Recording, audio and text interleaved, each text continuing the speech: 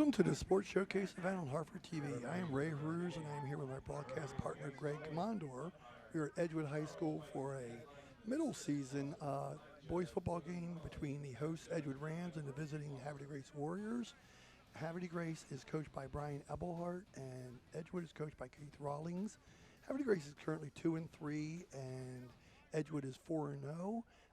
They only played each other in a scrimmage last year, so we don't have a recent result. But, Greg, welcome to the game, and what are your thoughts? Thanks, Ray. Havre Grace definitely building on last year. They have 2 wins this year, and Edgewood is definitely one of the stronger teams in Hartford County. They're 4-0, and they didn't finish their game against C. Milton. It's been rescheduled because of the weather, so that's why they have 4 games, and Havre Grace has 5. Here we are for the anthem, folks.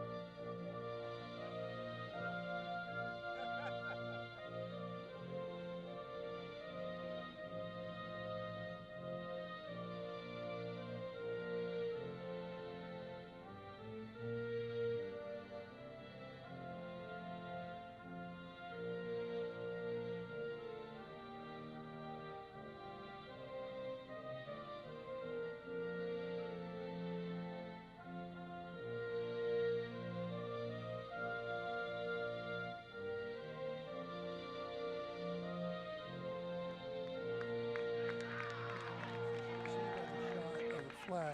It's not moving, Greg, so we don't have any wind factor here. It's a humid night out here, so we've seen in 2 of our games, the first game in particular, a lot of cramping and hydration problems. Didn't see it as much last game, but this is a day where you got to drink a lot of water before and during. Yeah, I hope they prepared themselves. They needed to. Everybody gets a kid about that first day, like the day of the game, but it's really 3 days before to fill things up. So it is. It's a big thing to make sure you're hydrated before the game. That's for sure. So I'm going to announce some names here, Greg, while I have them.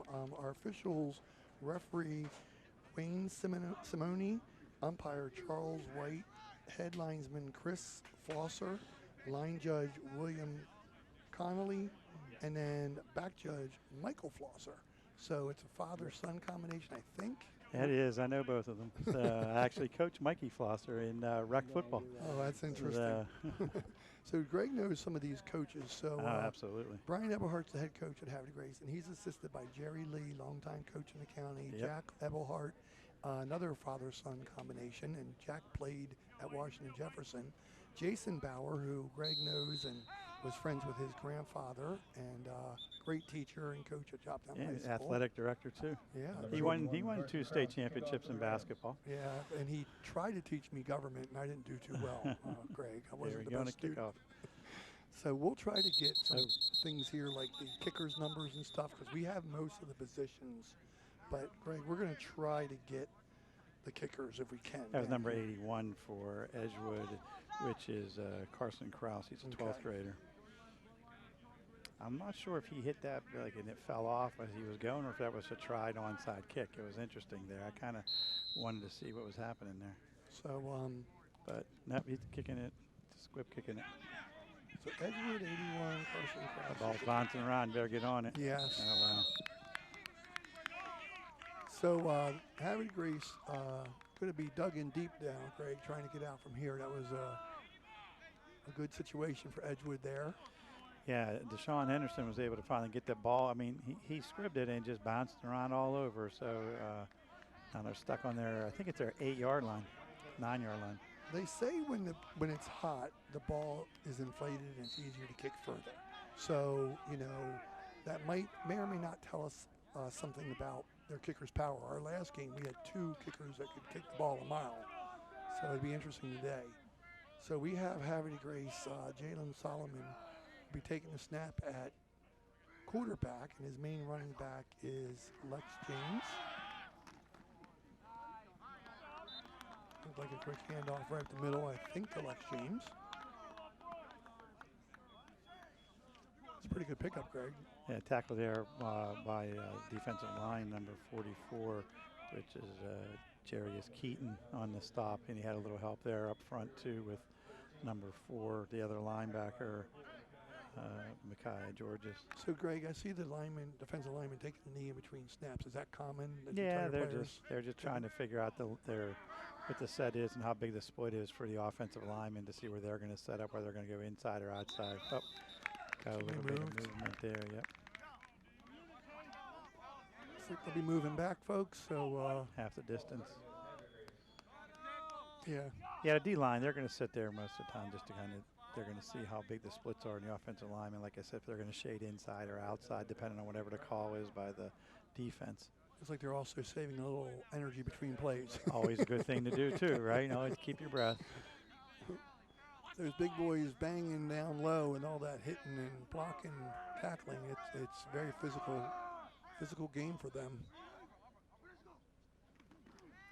So he's rolling out to the left here. He has a player. He went the other way. Wow. Oh, nice play by number 13 by the defense. Greg, we got another one of our 13-on-13s. Yeah, there you go. So Xavier High he was there, and he kind of caught that ball towards his left shoulder, but Quentin Williams. Yeah, Quentin Williams put a nice hit on him. So good play by Quentin, that's for sure. And that would have been the first down. He was at the 22-yard line, so it would have been the first down. So it's a big play. Puts a little bit of pressure on them now, 3rd and 8. That was a good throw. Yes, he was rolling out and throwing against his body. He did a great job. He had a man on the sideline, but he saw Quentin at the last second and decided he wanted to go. Xavier at the last second decided he wanted to throw to him. So now let's see if there's any kind of blitz in here on the 3rd and 8. 8 is manageable on a draw play. Number 6 trying to draw people offside there, Greg, on defense. There he is in the middle. Nice catch. Wow. That's him again. Xavier High went up and caught that. Wow. Almost the same pattern, except this time instead of continuing it, he just sat in the open zone and made himself big, as the coaches say, and made himself visible for the quarterback. And the quarterback did a nice job just staying in there and putting the ball right in his hands. Yeah, that was. I've seen the quarterback pass twice, and they've both been right on the numbers here. So we know the quarterback's got some skill and accuracy here, and I like how he rolled out to stay out of danger first, and then he opened his shoulders up and made his throw.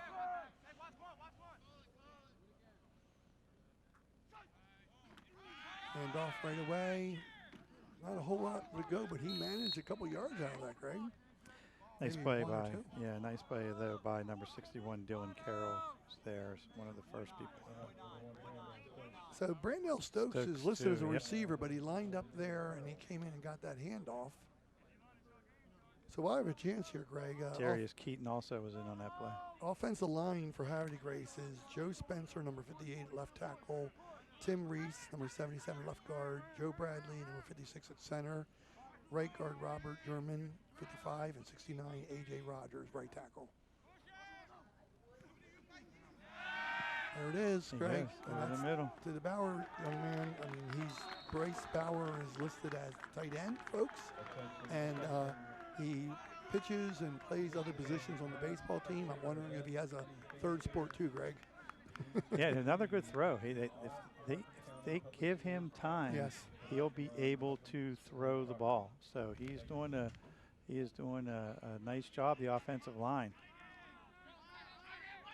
Yeah, they're finding out in this drive that they have something they like here. In the middle of the field. They're really exploiting the middle of the field.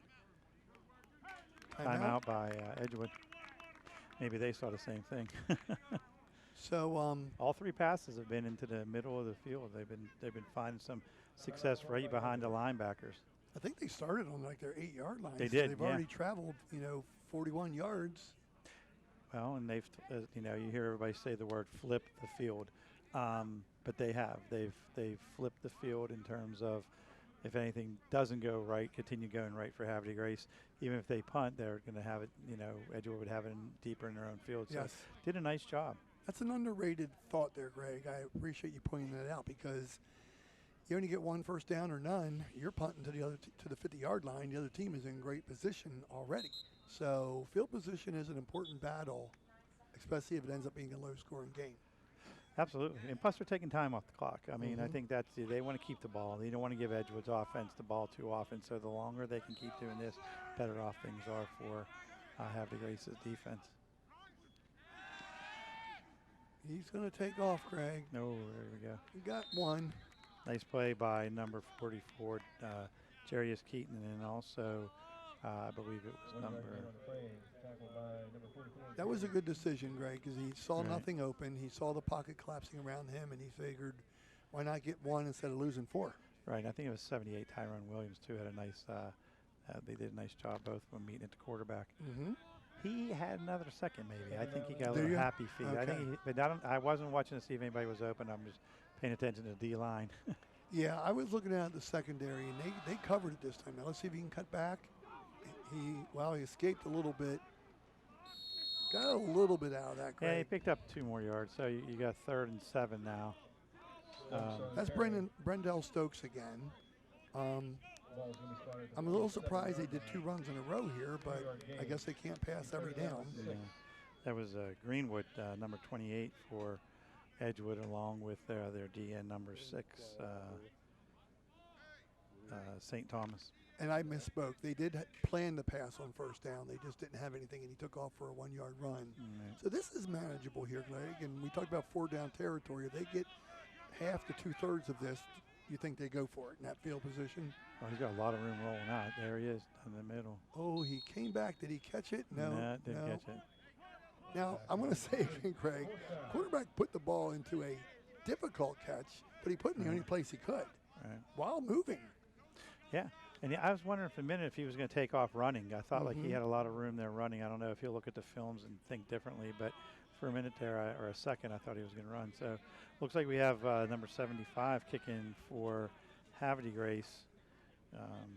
Yeah, that's one of the bigger kickers I've ever seen, Greg. Right. He looks like a lineman punting for them. He's Trent there is an 11th grader, Floystad. So good putt.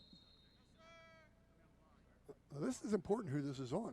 He's counting to see if they have 12 on the field for Havre. If this is against Edgewood, you might see him go for it. If it's against Havre Grace, you just back him up a little bit further. Let's see what they do here. He's facing this 12 way. on the field. 12 on the number.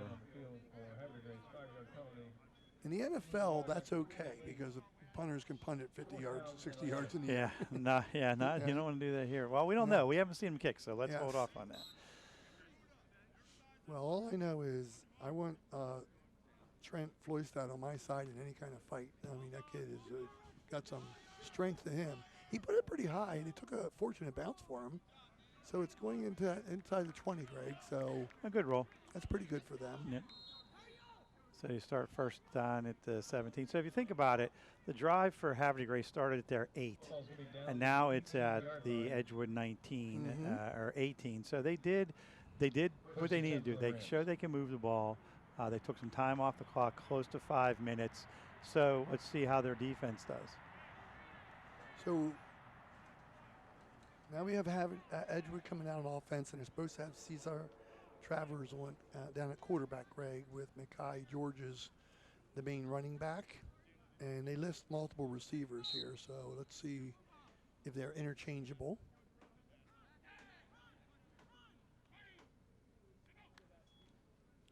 Little handoff there. Oh, nice play by the linebacker there, coming right up. Number 31 did a great job of filling that line for filling a hole there. Well, did you notice how the quarterback handed the ball with the option to take the ball wide himself if he wanted to?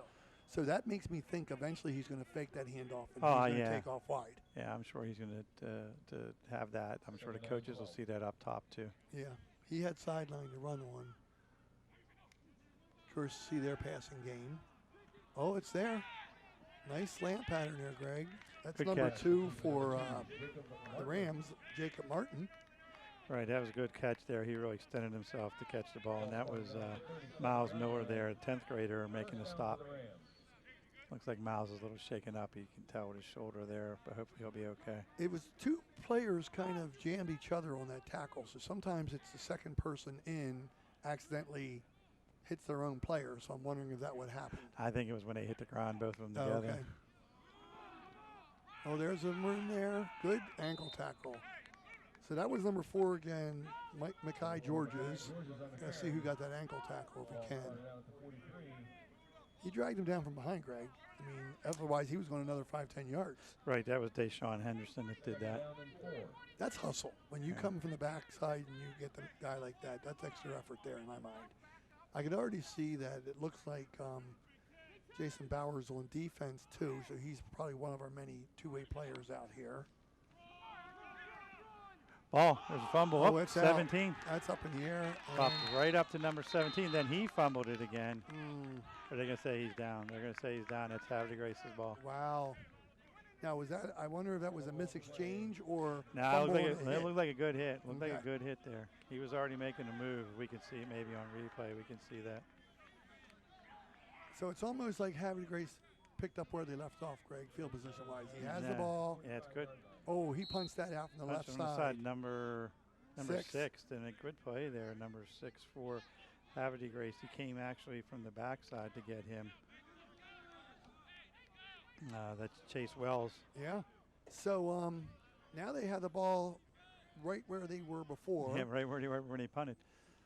So if they can continue to move the ball, they can dominate most of the time of possession. He took off. He should go. He might want to run now. He needs one block. Oh, nice block. Nice block again by number 13. Oh, that's going to be a flag. Yeah, that's going to be an extra 15. And I'm not even sure he meant to do it, but I didn't see a flag though. No, I did. There's one down there. Yeah.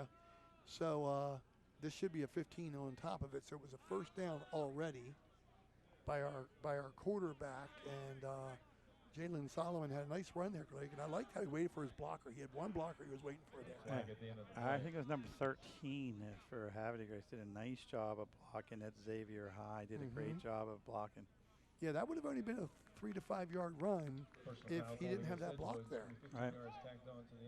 And sometimes you see your running backs and quarterbacks get too anxious and outrun their own blockers. No, he waited. He did a nice job. And again, you give him credit to number 13 because he could have clipped him in the back, but he didn't. He really positioned himself well, so he did a nice job. So now they're down at the basically the 17-yard line, first down. They can get a first down inside the 10-yard line as well, which is always a nice situation. He's rolling out again. Oh, he dinked that ball right there, Greg. Let's see how far he gets if he can get into the end zone. Wow, gets inside the 5 to about the 3. And I think that was number 1 on the catch, Brandell Stokes. But yeah. Wow, that was a nice play, Greg. He looked like he was going to run. Yep. Right before he crossed the line of scrimmage, he just did a little dink pass right to him there. And Keon Greenwood, he's the one that made a save and tackle there to keep him from getting in the end zone. So first and goal, they're saying it's at the 5-yard line. I have it inside the 5-yard line, but I know there it is. You know what I'm looking at? I'm looking at the nose tackle's shoe on the ground. It's the same color as the ball, so I'm thinking that's the ball, Greg. Got to forgive my old eyes here sometimes, folks. Oh, we got nice him in the play. backfield. Nice 2 players got in there.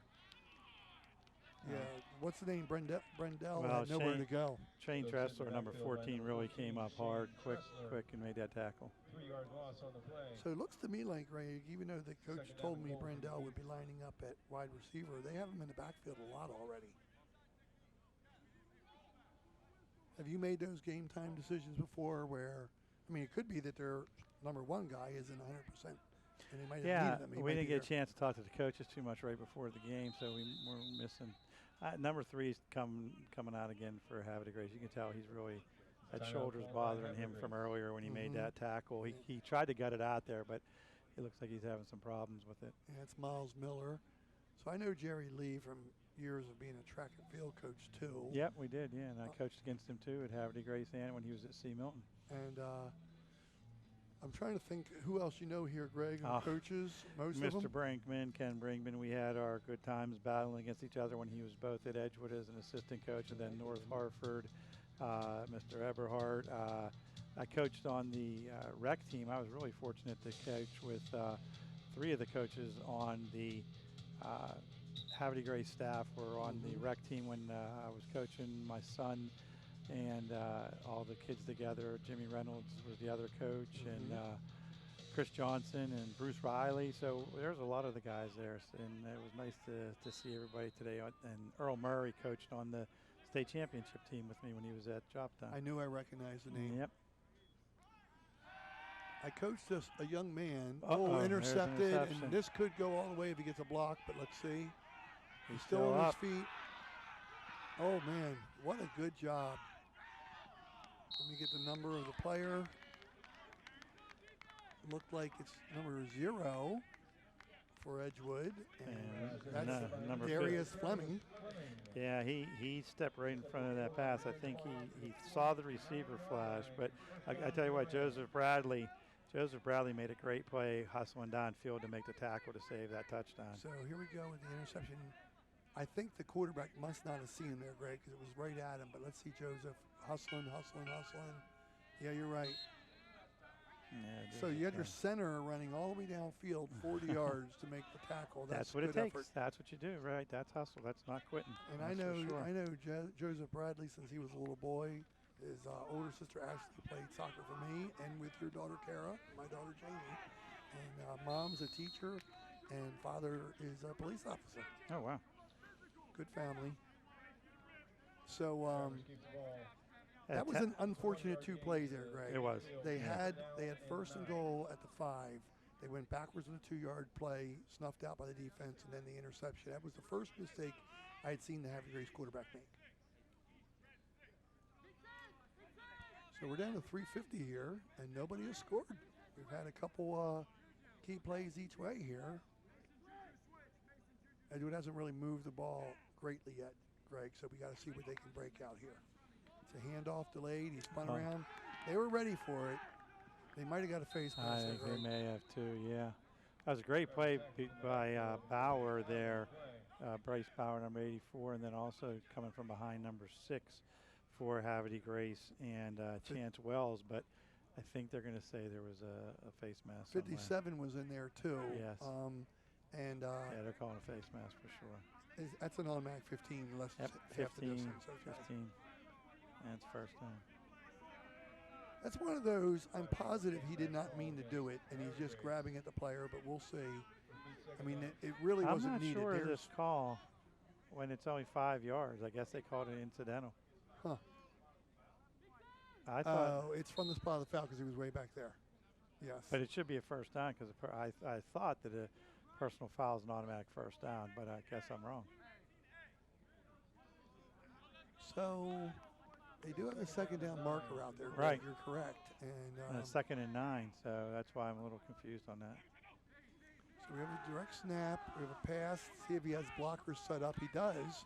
And he's going diagonal across the field. And if he get around the end, he tripped up a little bit. Yeah, he had the turf monster get him there, but that was a great play by Jacob Martin. And I like how he went diagonal. And the first block there, Greg, is the key on those passes. Yeah.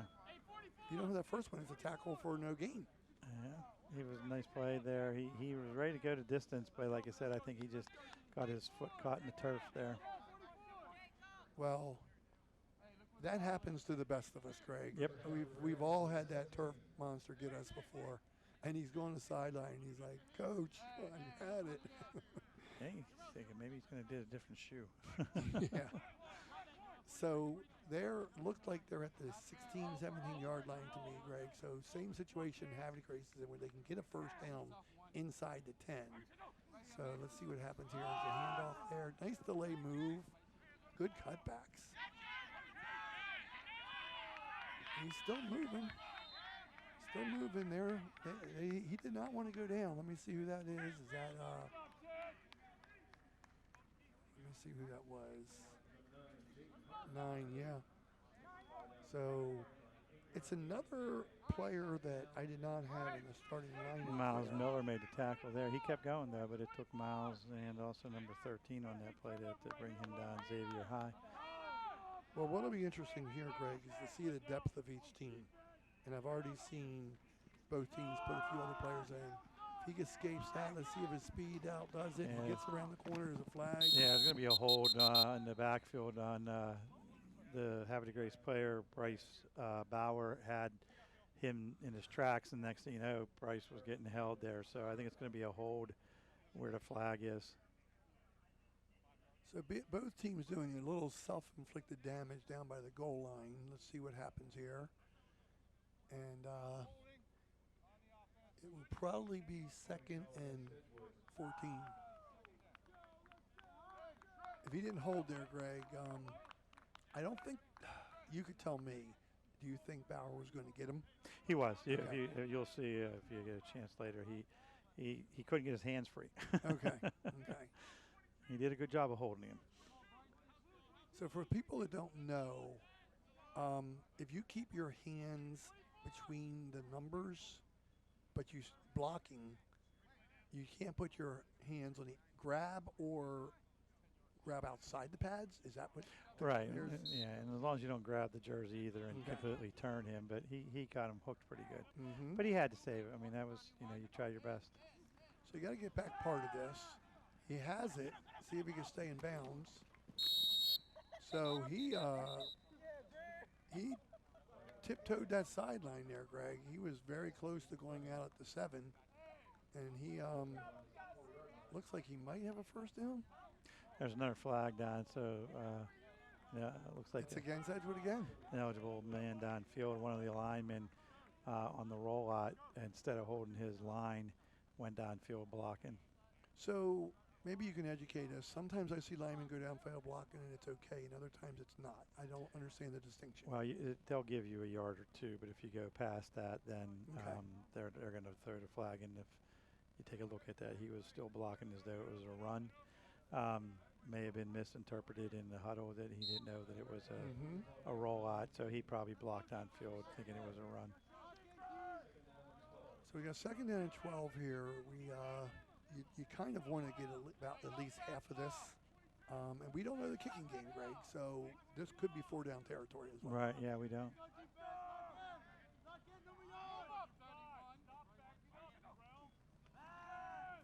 He doesn't have much time. He takes off.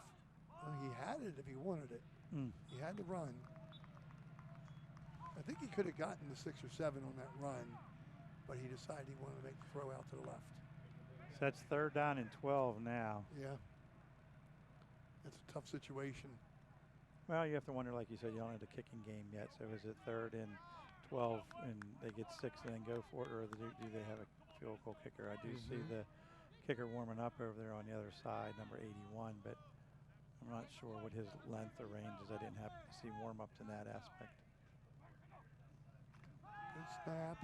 Free running young man coming in. He's open. Good cut back to the inside. Wow, he might have gotten the first down. He did get the first down there. That was a good timing play, Greg. Those kind are some of the toughest ones to make. And he did a good job holding off 2 defenders. So I think that was 0 Darius Fleming on the catch and run. Yep, and number 31 for Havre Grace was able to make the stop there. That is Darrell Norton. So we got 1st and goal at the 4, so they could choose to do some running if they want to. He's doing a jump ball, Greg. Oh, good defense. Good Yeah. defense by number 1. He's definitely had a height disadvantage, so they were going to go, as you said, for the jump ball there. But Brandell Stokes. yeah, but Brandell made a nice play to stay with them. Well, I wouldn't be surprised if you see it before the night's over. They do that again. so Brandell Stokes has played wide receiver, running back, and he's also on the defense. He should be in, Greg. Yeah, get a touchdown by. Yeah, that's our previous reception person, number 0, Darius Fleming. And I don't even have Darius down here, Greg, in the starting offense. And he's come in and made a big impact. Now let's see the kicking game. We talked about this before, Greg, the snap, hold, and catch. Right. Landon Miller is the senior that's the holder here, and number 81 is the Carson Kraus, the kicker. Blocked.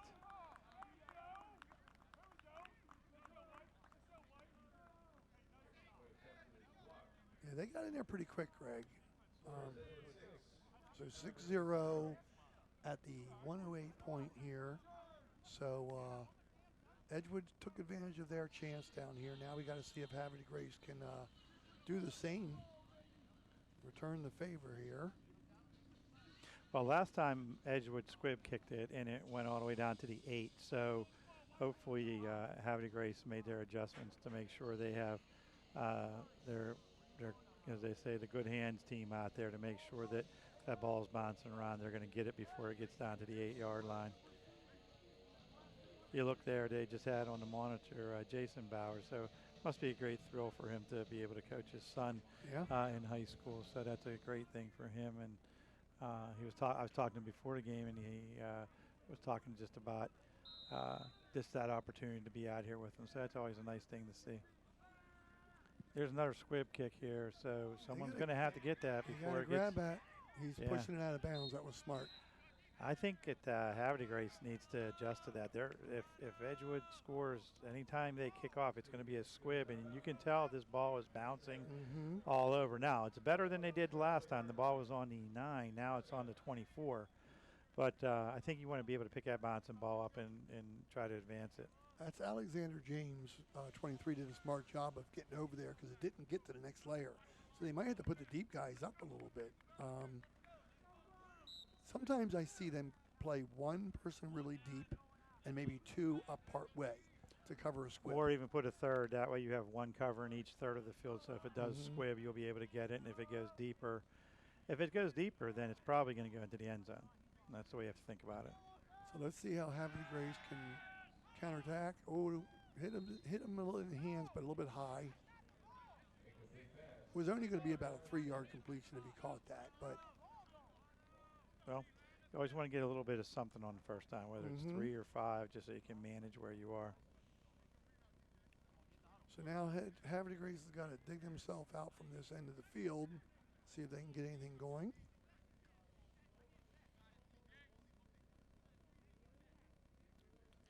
First quarter was moving really fast, and all of a sudden it just kind of slowed down here with a couple of penalties and incomplete passes. But I think Havre Grace was thinking they can get out of this 0-0. It would have been a good position for them.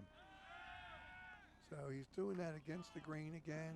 Did he made the grab catch. that? Yeah, he did. He made the catch. It's It's going to be where do they put it? About the 30-yard line. So it looks like it's going to be third and 4. Yep, which is manageable for them. I'm impressed. When the quarterback's rolling out, he does throw the ball. Other than the interception, he's been putting the ball right on target, or at least in the vicinity for his receivers. So this is a big play here, Greg. See if they get this off before the end of the quarter here. They should. I would think so, because if not, I think the ref would have told him how much time was left in the quarter. You know, as we remind everybody, we see the clock, but it's kept on the field. Oh, good tackle. Nice play by number 14, and that is Shane Tressler. Yeah, great job by Shane. Lex James had a very brief seam, and then it was closed up quick. So it is going to be 4th down. That's the end of the first quarter. They'll switch ends before they punt. I would imagine they're definitely so 4th and 3. I mean, it's 6-0. You're playing pretty well. I'm thinking it's time. Punt this ball, play good defense, and hopefully you can stop Edgewood and get the ball back. But overall, I tell you what, Havre Grace, take that interception away.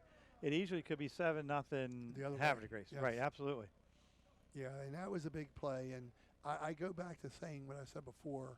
I think he was looking at a receiver running a slant or something and didn't even see the defender there. And that happens.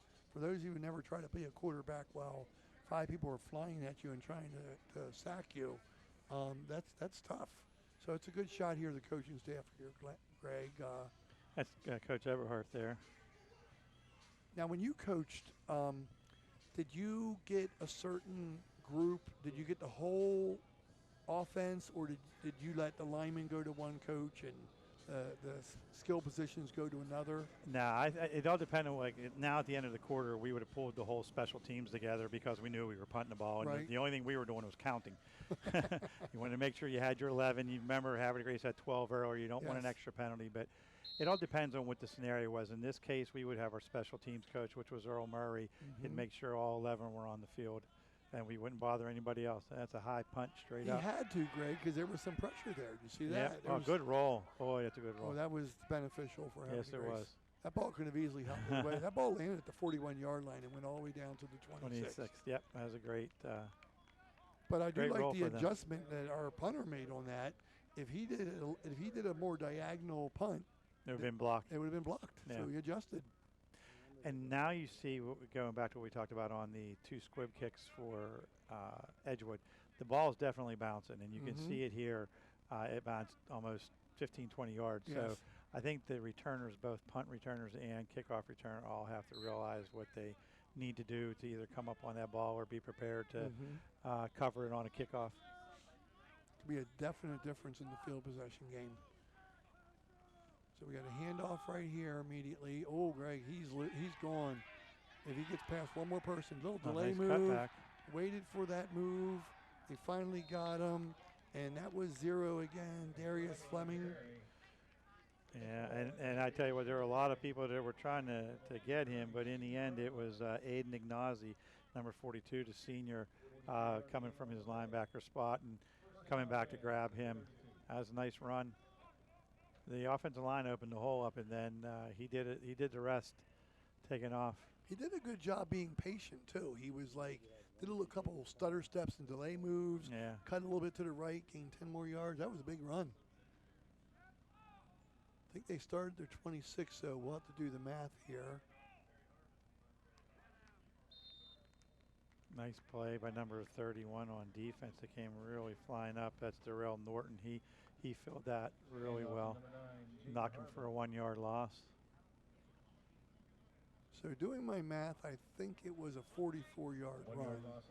But now they got a little bit of a hole here, Greg. They got to gain these yards back here, and it's the same thing we said before. You don't have to get it all at one time. If you can get half of it or part of it, but I'm going to go on record as saying, unless they go backwards, Edgewood's going 4 down here. I think so too. They're in that no man's land, so even if they get 5 or 6 yards, I think they're going to be too far for a field goal, and they're going to be right on it for right on pace here for first down if they can pick at least 5 or 6 up. Quick pass to the outside. He didn't have time to wait for blockers, so man, he got around that end. That was number 5 for Edgewood, Michael Lee. Goes out of bounds at the and Deshaun Henderson from his cornerback position, safety position, I'm sorry, coming up and pushing him out of bounds. I want to say he's close to the first down. They're going to give it to him. They're waving Okay. and moving the sticks. That's first down. So now, I mean, you're at the 23. Like you said earlier, a minute ago, as long as they don't go backwards, I think they're in 4-down territory. So that changes everything that you're calling right now. I don't know if the offensive coordinator is up in the booth. I would think maybe that he knows that too, that they're now at the 23-yard line, and they're going to. Greg, that was a pure speed first down.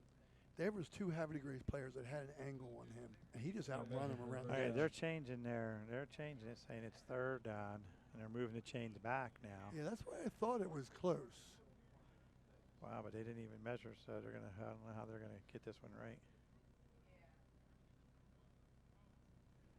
Be hard pressed if they're going to be able to come by and measure, considering they're going to say it's 3rd and probably a half yard or at the most. 3rd down and short.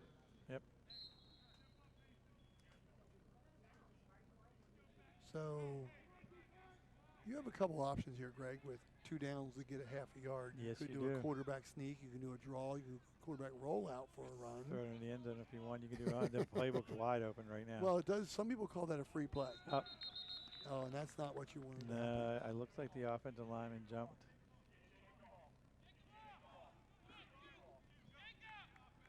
So that's a kind of a coach's nightmare there. 5-yard penalty. Yeah. Just don't move. And 3rd down and 5. now it's 3rd and 5.5.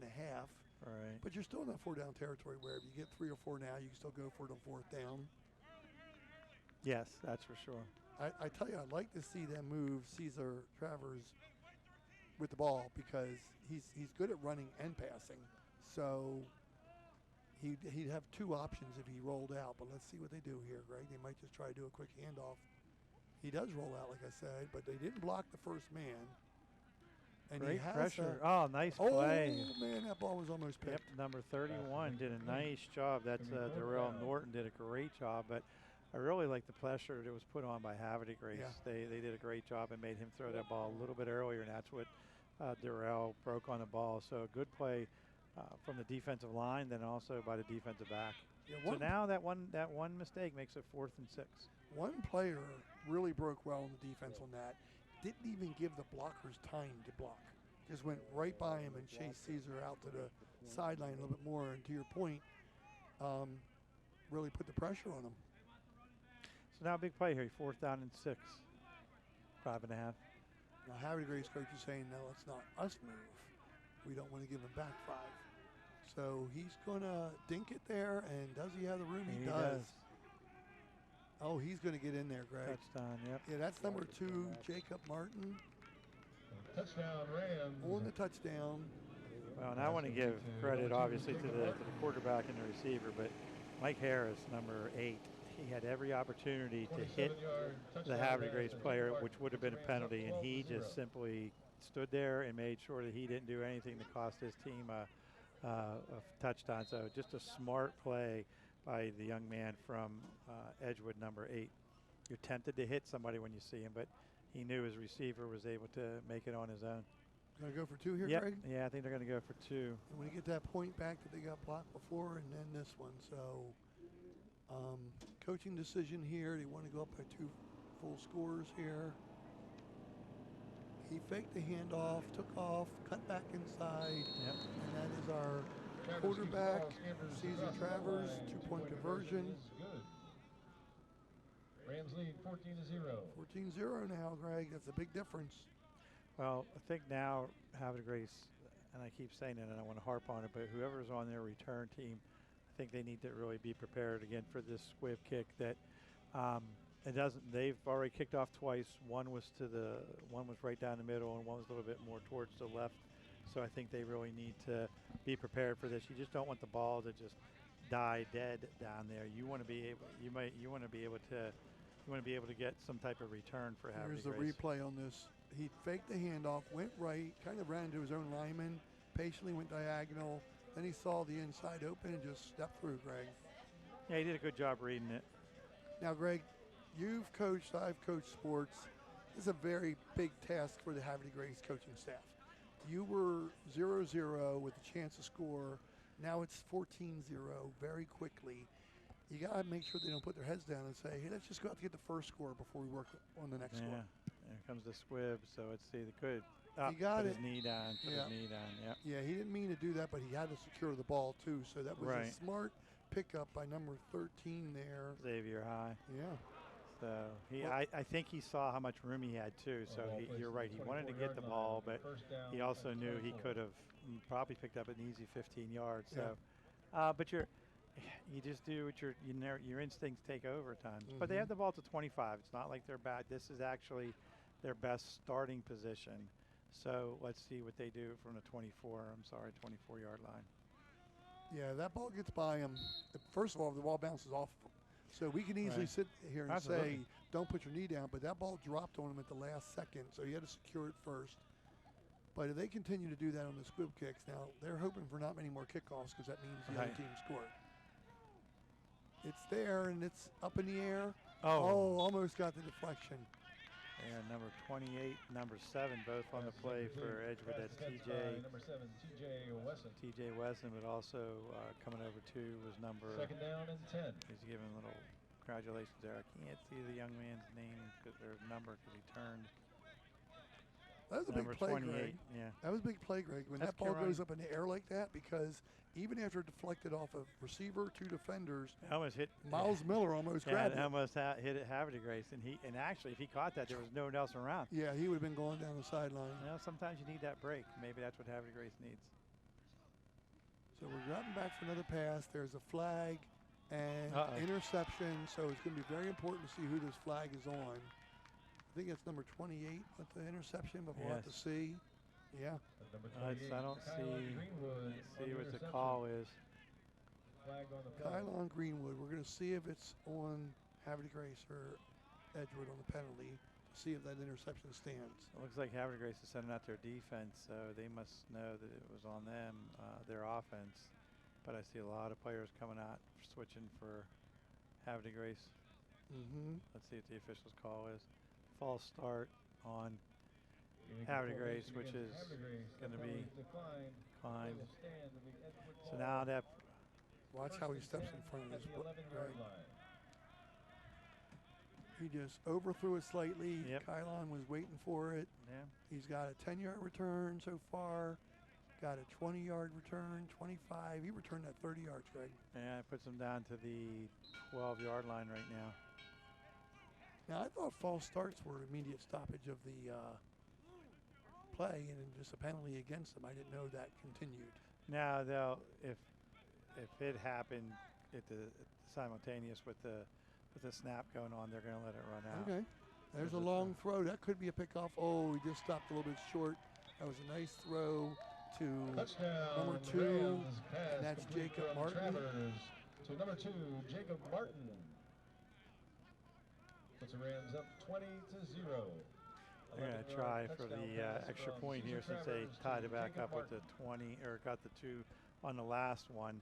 So now they're going to go back to trying the extra point here.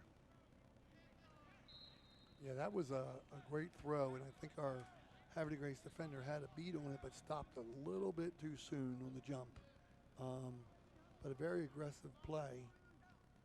Another penalty on the kick. So Caesar Travers put that ball on the money. He did, and you know, he put it up and noticed the receiver there. He got it at the highest point. He didn't wait for it to come down. He went up for the ball, and that's the way you keep it from getting intercepted.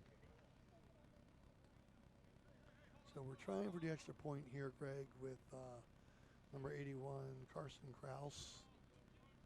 Offside. Well, if it's offside on Havre Grace, it would move it, but he's still going to do the extra point here instead of taking it a half yard, 1.5 yards closer.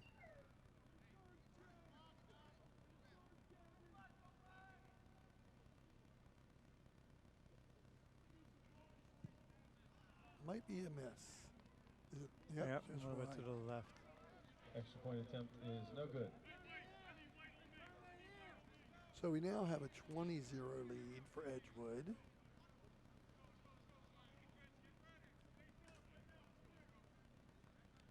Nice lob to the corner, just a timing jump, and he's there. And he had plenty of room, Greg.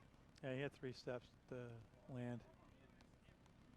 Now we're back to the kickoff again now for Havre Grace, and hopefully they can, like I said, make that field and pick it up and advance instead of just starting at where they're catching the ball. I think that's going to help them to move forward.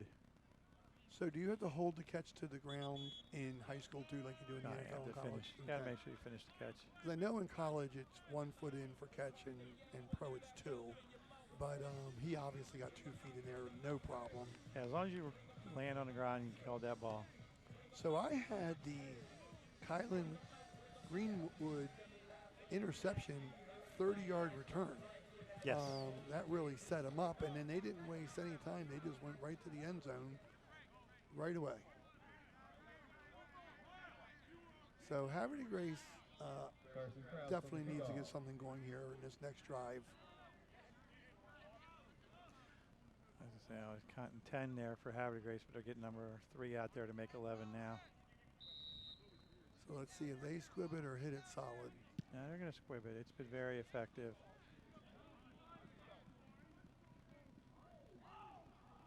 Well, he's got a swarm on him there. The ball's at the 27-yard line. Yeah, Jamari Naper, 11th grader, making the tackle there, along with a couple other Edgewood Rams on special teams. But they're at the 28, so that was a little bit better. Again, now this is their best starting position, so we'll see what Havre Grace can do from here. And that was Lex James on the return, and really didn't have a whole lot of space to go, but to your point, he stopped the ball from bouncing back a lot further. I'd like to see Havre Grace not feel like they have to do it in one play. They can run, they can pass. As I said before, you got to get 1 score before you worry about 2. Hesitation. Might have gotten 2 yards, Greg. It was like our quarterback, Solomon, on the run. And Shane Tressler came up, made a nice tackle along with Dylan Carroll. So Shane Tressler's playing a good, nice game at linebacker. Really read and fill in the hole as well. 2-yard gain on the play. 2nd down and 8. So Havre de Grace moved the ball in 2 or 3 drives, and they just they had to turn over. They had a couple penalties. So they are capable of moving the ball, so let's see what they can get going here. Snaps have been good. Gotta watch how he holds that ball. He threw it the last second. Oh, just missed him. And number 12 broke on the ball there, lead Nasir, but he almost had him there. Well, I'm glad to see the numbers for Havre de Grace being. I've seen some Havre de Grace games before where they barely had 18, 20 players, and right now they look like they might have around close to 30. Actually, they have 40 on the roster. Okay. Yeah. It's the really tough thing for the small schools to get enough people out for all the different sports we have. And I think population-wise, is it Johnstown lowest population and then Havre de Grace, or? It's pretty close between the two of them. Reach down for that snap a little bit. He needs to buy a little time. Still looking, throwing it away. That was good defense. They penned him in there. A great pressure by 44, which was Jarius Keaton, but actually 79 for Edgewood, which is Tyrone Williams playing, coming up, bringing pressure, and also number 4, I believe was number 4. I'm looking on to see if that's the number. I can't see. He's bent over right now. Well, I'm laughing at Jarius, Greg, because he was like shaking his hands like, oh, I almost had him. I almost had him. And a couple times. It's a frustrating feeling. He wanted that sack so bad. Tell you what, the sun is in the punter's eyes right now. That's much better kick. He got that one up. He needs a roll. Let's see if he catches that straight out of the air. And he did. Yeah. So he kept that ball from him. He only had like a 1 or 2 yard return because he caught the ball around the 40, got out around the 42. But if that ball bounces, that ball's inside the 30-yard line probably. Right, he did a nice job, and like I said, I was impressed with the punter catching the ball. That sun right now, you can't tell on the TV too much, but it's definitely right in Havre de Grace's eyes. So the punter and the quarterback has that definitely in their eyes. I know you being the soccer coach that you are, it'd be right in the goalie's eyes right now if it was facing that end. Yes. So, well, there's a big series here for Havre de Grace. They need some type of turnover or stop to keep this at 20-0. Oh, he broke out of that. Cutting back. He's doing a lot of work there on his own, Greg. That was a lot of desire for our number 0 again, I think it was. Let me see if it's 9 or 0, Greg. Is that Jaden Harvin? I think it was Jaden Harvin. He hit. Number 9, yes. He hit people. Yes. He beat them to the hit. Yeah. You're going to tackle me? No, I'm hitting you. You're going to tackle me? No, I'm going to hit you too. He did. He kept going. So that was the first time. It's a nice run there. Well, you see running backs every once in a while put their shoulders down, and they're the aggressor. So a little quick pass should get him for a loss. Oh, but he's number 7 had him. Did he get his knee down though? There's no instant no replay here. So he very creative job by number 5, Michael Lee there. And he got an extra 15, 20 yards out of that, Greg. I thought they were going to have him for a loss. Yeah, that would have been a big play for Havre de Grace, and they would have. Let's how close this is. They don't have a challenge red flag, but let's see here. No, he kept it up more than I thought. Right there. Oh, that's one I couldn't tell. He did it so fast. Nice block by number 2 for Edgewood at the receiver spot to get him an extra 10 yards. At the college or pro level, Greg, the coach would be offensive coordinator would be like, snap the next play. Don't give him a chance to replay that. There, he's open, but he threw it behind him. Yeah. But that wasn't because he is not an accurate passer. That's because he had 3 guys barreling down on him. Yeah, he did. There's pressure there by 3 Havre de Grace Warriors. Number 6 coming off the edge there, Chance. And then also the linebacker coming, bringing some pressure. So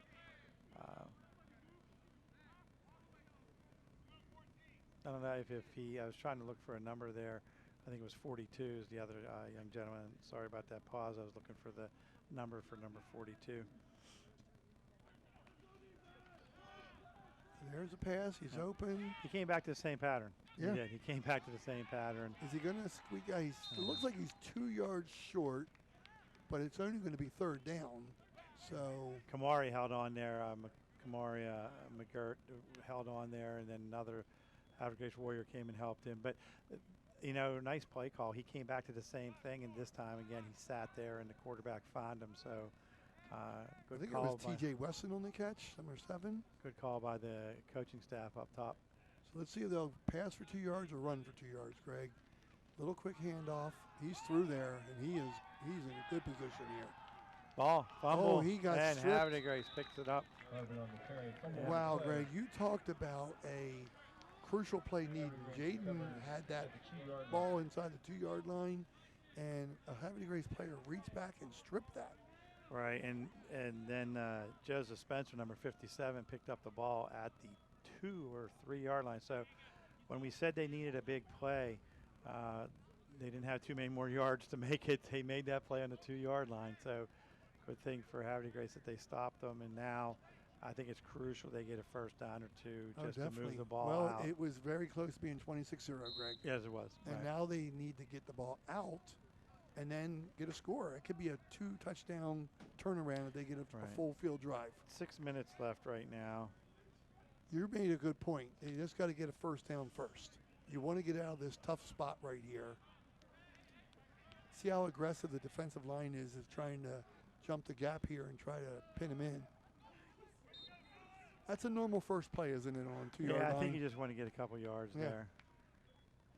Actually, almost every one of the defensive linemen there was in on that Yeah. tackle. 1-yard gain on the play. 2nd down and 9.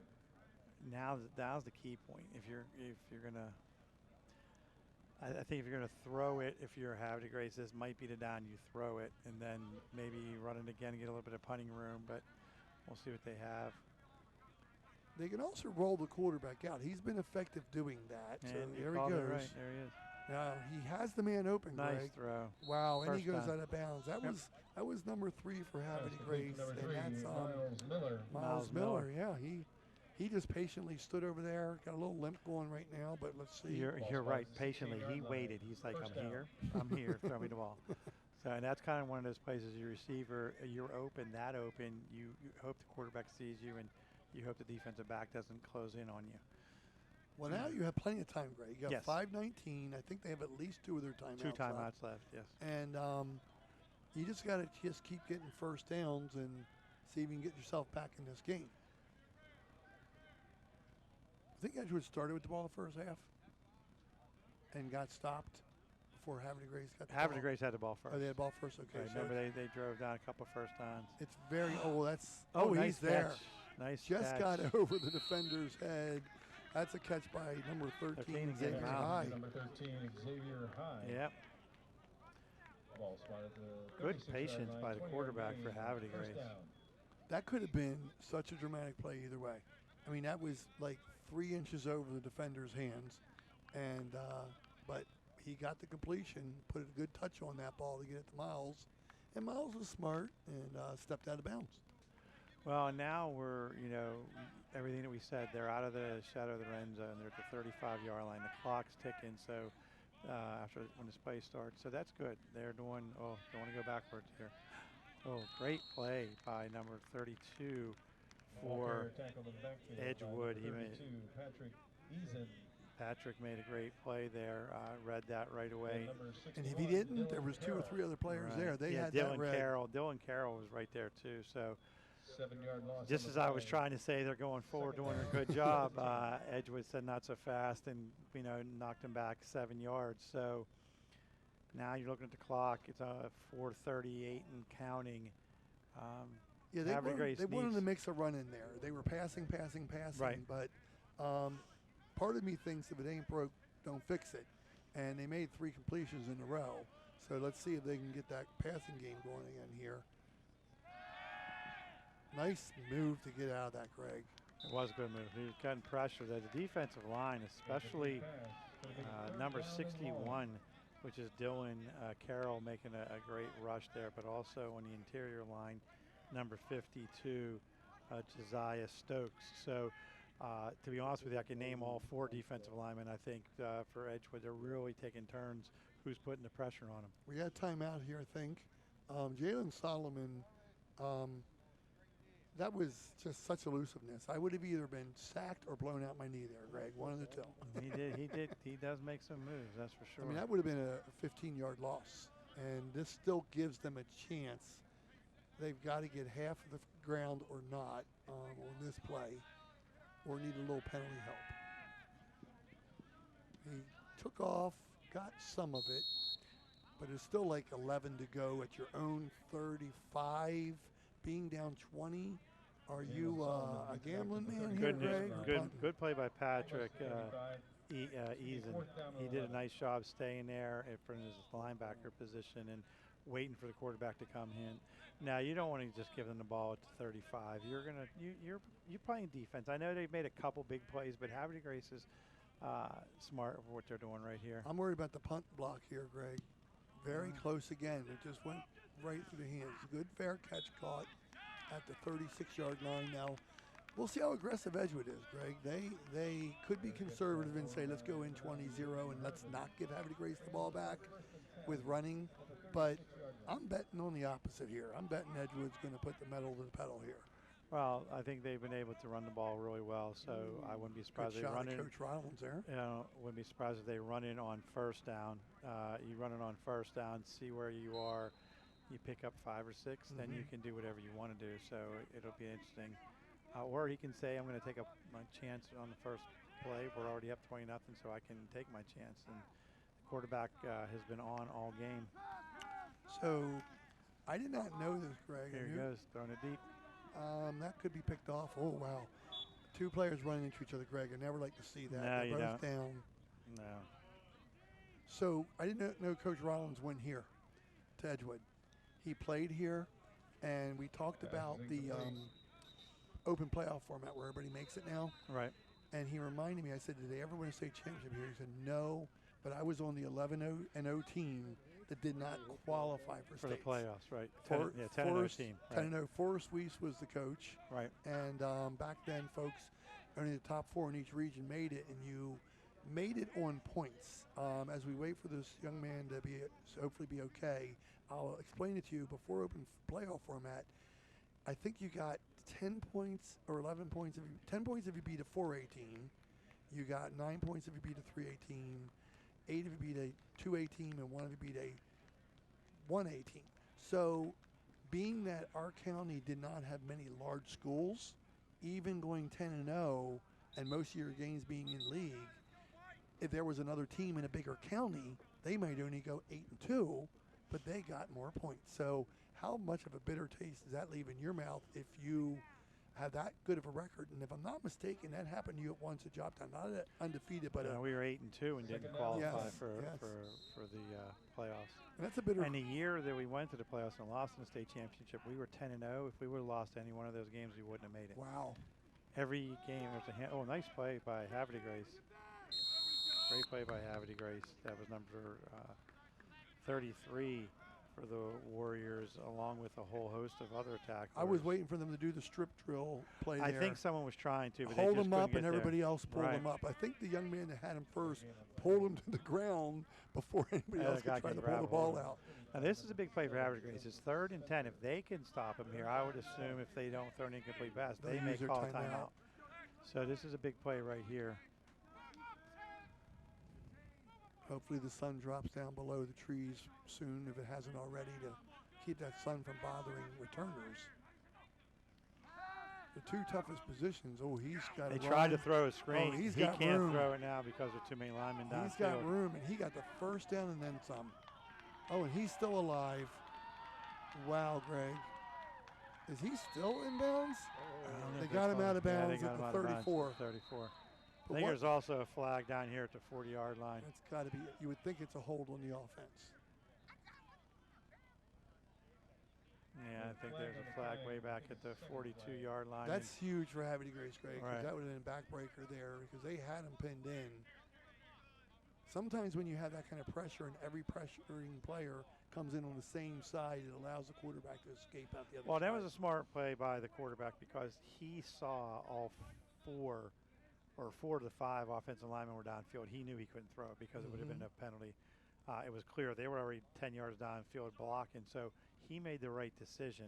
But unfortunately, there must have been an infraction up here around the 42-yard line where the flag was. But I still see the officials talking, but I'm not sure what it is. Well, Greg, despite the flag, I'm still impressed by Caesar great Travers' run. Yeah, it was great What run. running skills that was. Yeah. He did that earlier in the game on a run, too, where he kind of like delayed moves and then hesitated, sped up. He's very elusive. So it was a hold at the 42, so they'll move it back. Or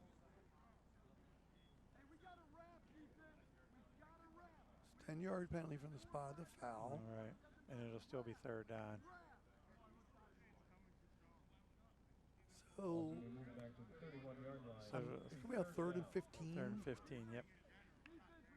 So do you sell out with an all-out blitz here, Greg, and leave a couple safeties back, or do you have to do a little bit of in between? I think you just rush your 4 and drop your 7. Okay. Maybe rush 4 and maybe put a little bit of pressure, but you have 7 and trying to keep everybody in front of that 40-yard line and make them make the moves.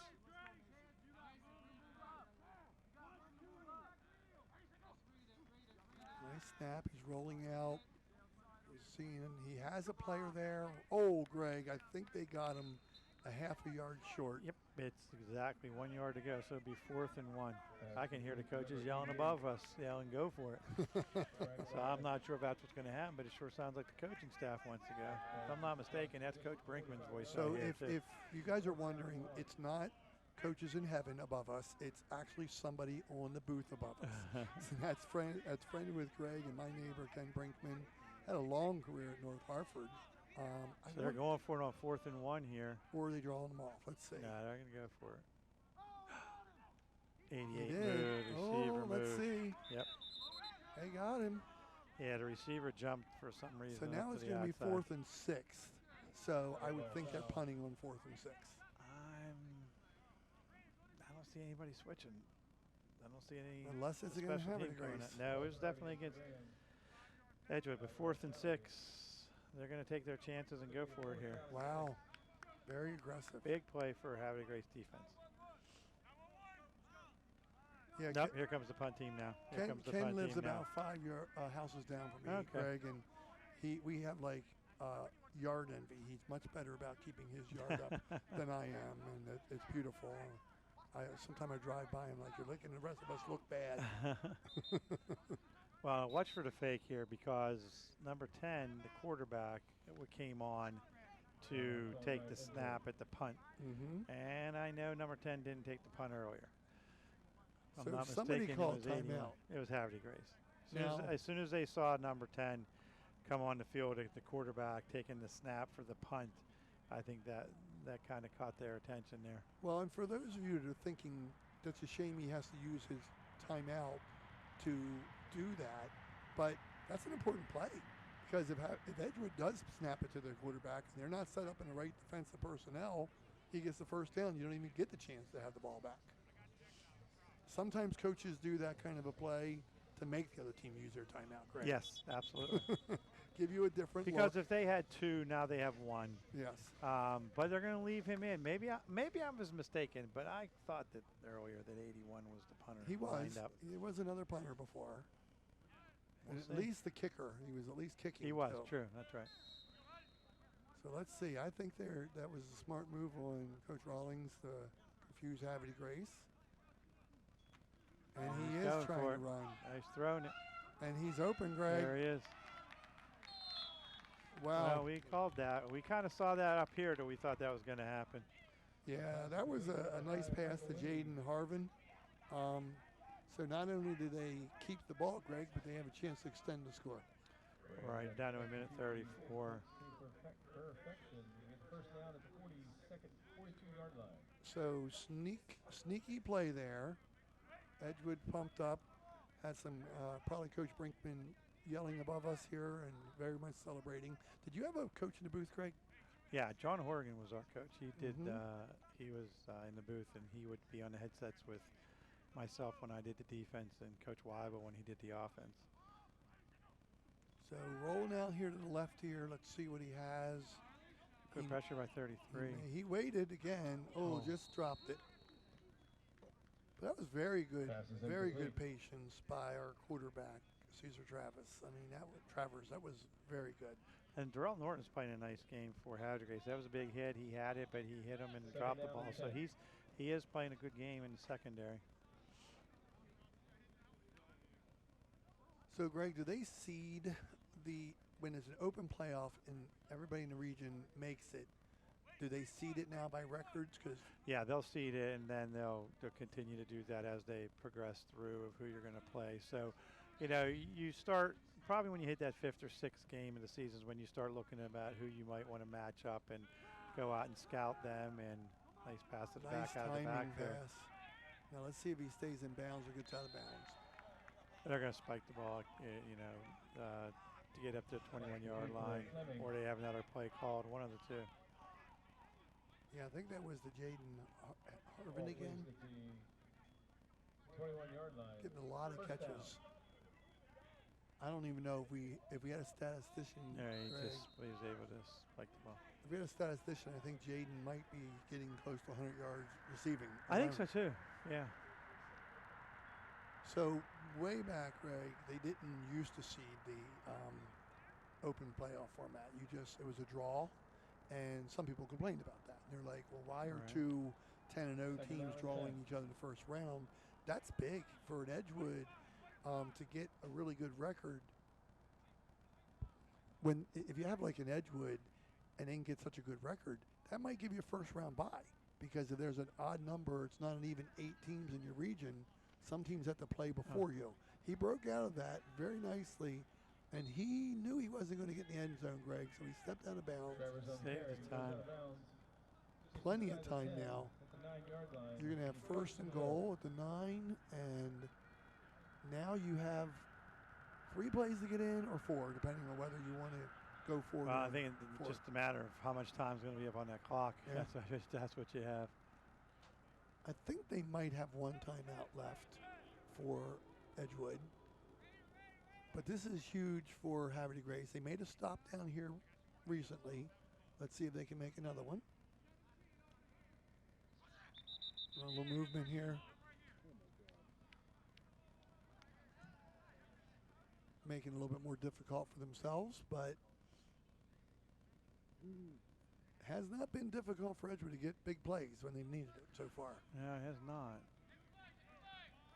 You had told me a few weeks back that you thought they would be one of the top teams in the county, and they're looking like it. Yeah, they have a lot of skill positions players. You can see, they have 2 or 3 different receivers, and they don't hesitate to throw the ball out of the backfield. Obviously, they can run the ball too. Quarterback has a great presence of himself, very calm. Rolling around end, and they stopped them. Nice so they're going to probably use their timeout here. Right, nice play by Kamari McGurk. He did a really nice job stringing it out along with number 3 and 17. They kept everybody, they kept them in bonds, making them use their timeout, so that's a big play too. Second down. Yeah, that looked like that was TJ Wesson, and he got about 4 yards, but we have a timeout here, and to show you the ability of this Edgewood team, Greg, they beat Bel Air 21-10.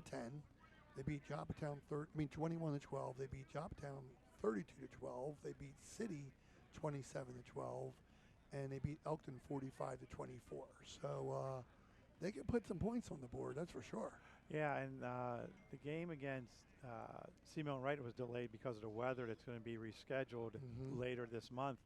They were actually losing in the second quarter 17-10, I believe, or 17-12 to Seamilk. So that'll be an interesting game. I know Seamilk's 3-2, if I'm not mistaken, at this point. So a lot will happen, to see how things play out this game, if they can get this win. And then the thing that's tough is somewhere down the road when they have to make up that game, they're going to be playing 2 games in a week. So what's the determination on the game is far enough along to count and it's not far enough along that you have to replay the rest of the game?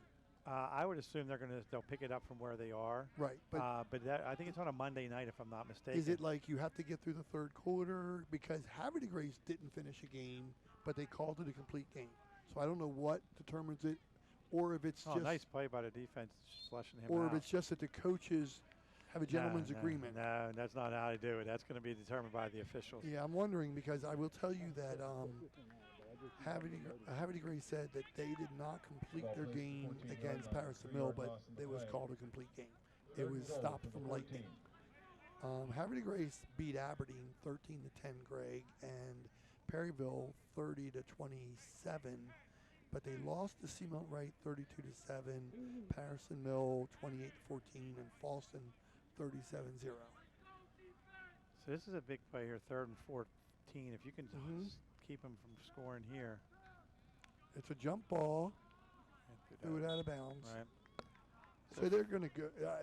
That's probably too far for kicking, but maybe not. We don't know what the kicker's leg is. If you put the ball where it is right now at the 14, it'll be a 31-yard field goal, right? Well, let's see here.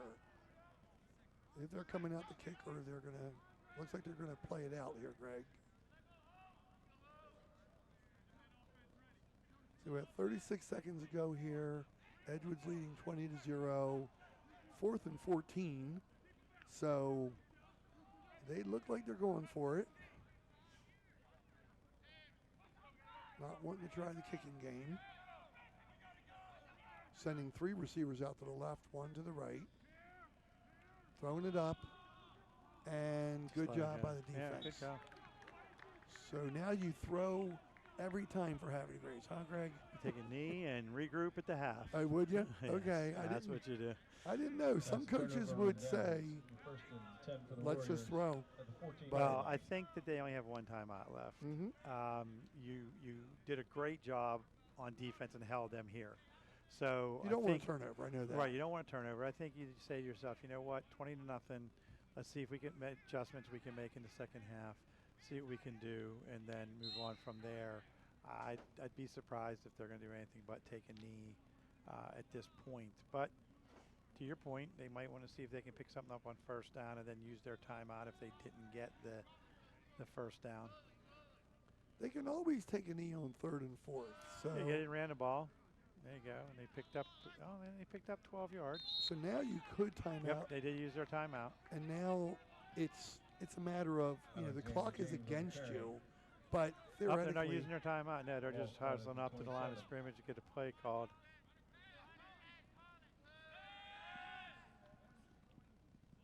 Now he needs to get out of bounds. Yeah, Greg. he does.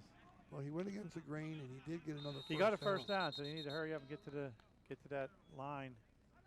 They're going to call their I think their last timeout. I think. So now you need a penalty or a quick play to even be able to do the Hail Mary downfield towards the end zone. Yeah, I think they need to at least get to the 40 before they can throw the ball. Mm-hmm. He and the quarterback's done a great job being elusive today. He really has not thrown many passes, was quote unquote inside the pocket. He's made most of his throws as he's rolling out. And to be honest with you, credit to the young man, he's thrown to his left and to his right. So he's not just throwing the ball one side. So they don't hesitate to roll him out either way. Well, and the reason I thought that they might go for this too is because the half cannot end on a defensive penalty. Correct. So even if they don't get a completion here, if they get a interference call, then they still get to have one more play. Right. And even though the odds are strongly against them, we've seen some crazy things. If people are old enough, like me and Greg, to remember the Stanford band on the field play, you can score in the last play sometimes, folks. So he's holding the ball, throwing it pretty long, and it's picked off. It looks like it's picked off here. It Let's is. see who I can't has see it. the gentleman there that has it. Number 2. Number 2. So that's Jacob Martin. Jacob Martin, yeah. Jacob Martin gets the pick off at the end of the half here. So that was a no harm try for. Right. They put 3 Havre seconds Grace. on the clock if the clock's correct. And at this point, you say again, I was wrong the last series, so I'm not going to guess what Edgewood does here. But So while they're going to get ready to probably take a knee here, folks, I'm going to recap some of the first half highlights. 1:08 left in the first quarter. Darius Fleming scored on a 4-yard run to make it 6-0, but the extra point was blocked by Havre Grace. At the 9:03 point of the second quarter, Jacob Martin scored on a probably pretty good distant 11, 12-yard TD run. Then Cesar Travers, our quarterback, ran on a 2-point conversion with a shifty little run. And then Kylan Greenwood had an interception returned at 30 yards, and that was a big play to stop a Havre Grace possession. And then at 9 minutes to go in that same quarter, Jacob Martin had a TD catch pass received from Cesar Travers, and then Carson Kraus had the extra point was missed, but there was a lot of pressure on it, and he had to kick it wide.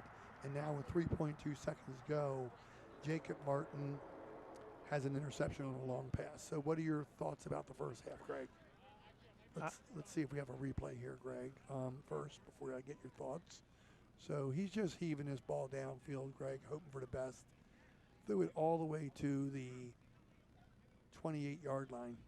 Nice interception there. And Edgewood was just sitting there. They dropped all their defensive backs. Mm-hmm. They knew to keep everybody, even if he caught it, he catches it well within any danger zone for them. So, Havre Grace, I thought, played a great first quarter. I think they, up until that minute to go, and then they were driving and turned the ball over. So I think they had their opportunity early. I think if they scored and make it 6-0, the whole tone of the game is differently. So I think they're going to have to come out, stop Edgewood, who gets the ball first in the second half. If they can stop them and get a score, then that'll turn the whole momentum. So I think the most important thing is going to be this first drive in the second half. Well, we saw a game earlier this year with a 14-0 lead. Right. Turned into a 21-14 lead for the other team. Right. And another comeback, so you never know. So we are here at the end of the first half with the host Edgewood Rams 20, the visiting Havre Grace Warriors 0. We will be back shortly with second half action. Stay tuned. Welcome back to the second half of this Sports Showcase event on Hartford TV. We are at Edgewood High School, and currently Edgewood Rams are winning 20-0 for the Havre Grace Warriors. Started out, Greg, as a pretty good-looking first 8 minutes. Havre Grace had a really long drive and unfortunately got stopped on a turnover. And then Edgewood was stopped once. Havre Grace stopped, but then Edgewood just went bang, bang, bang and scored 3 times pretty quickly on some pretty dramatic plays and drives down the field. Edgewood starts off with the ball, so to your point before, Havre Grace needs a big stop and change momentum here. Yeah, I think that we were talking off screen that if Havre Grace scores on that interception at the 5-yard line that Edgewood did, then returned it over 50 yards. Right. They go up 7-0, and then the whole tone changes. And I think Havre Grace is a little bit more into the game. And then that touchdown, and then like you said, 3 in a row. It's tough to handle 3 scores in a row. But a big stop at the end of the first half. They pick up 3 more first downs. Havre Grace has been able to move the ball. It's either been a turnover or maybe a penalty that's pushed them back. So, Coach Eberhardt talking and with his staff, and then hopefully if they can hold Edgewood here and they get the ball and score, then, makes it a little bit more a closer game. So everybody always says that the first drive of the second half is the most important thing. So we'll have to see what happens with both of them. So well, the thing is, you and I did a game a couple weeks ago, and it was close, and it changed quickly. So we've talked before about second half adjustments, and I think if I'm remembering right, it was the Falston-Bel Air game, and Bel Air was up 14-0, and they were up 2 scores or 1. It was 14-0, and Falston wasn't able to move the ball at all in the first half. They stayed in there run and shoot, and then they came out in the second half and ran the ball probably for over 150 yards. It changed the whole game, and they went up 21 to 14, and then it was a great drive at the end of the game by Bel Air to win it 22-21. But if you remember that game, Falston had 3 straight turnovers that turnovers they were scored key. off of. So, you know, if Havre de Grace can cause a turnover or two, that might change the game. But I'm really impressed this evening with the quarterback from Edgewood. The Edgewood quarterback, he has not been rattled at all. He's calm under pressure. He keeps his eyes downfield. He made a really smart play midway through the second quarter not to pick up a penalty because his linemen were downfield. His awareness, he's one of the more talented quarterbacks I've seen, and also just one of the smarter quarterbacks that I've seen. He does remind me of a young man that I coached, Dallas Talley, the year that we lost the state championship, that he knew exactly what was going on at all times of the game. You hear it all the time. He is a coach on the field. I can imagine that's what Coach Rawlings would say, because he really does manage his team really well, and he's very, very athletic. He had a great run.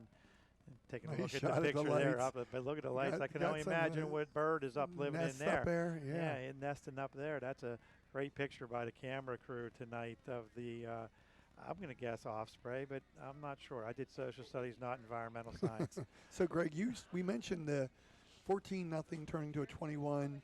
We see NFL games, college games all the time where somebody can score 21 unanswered points. So with that said, Bel Air doesn't need to change a lot.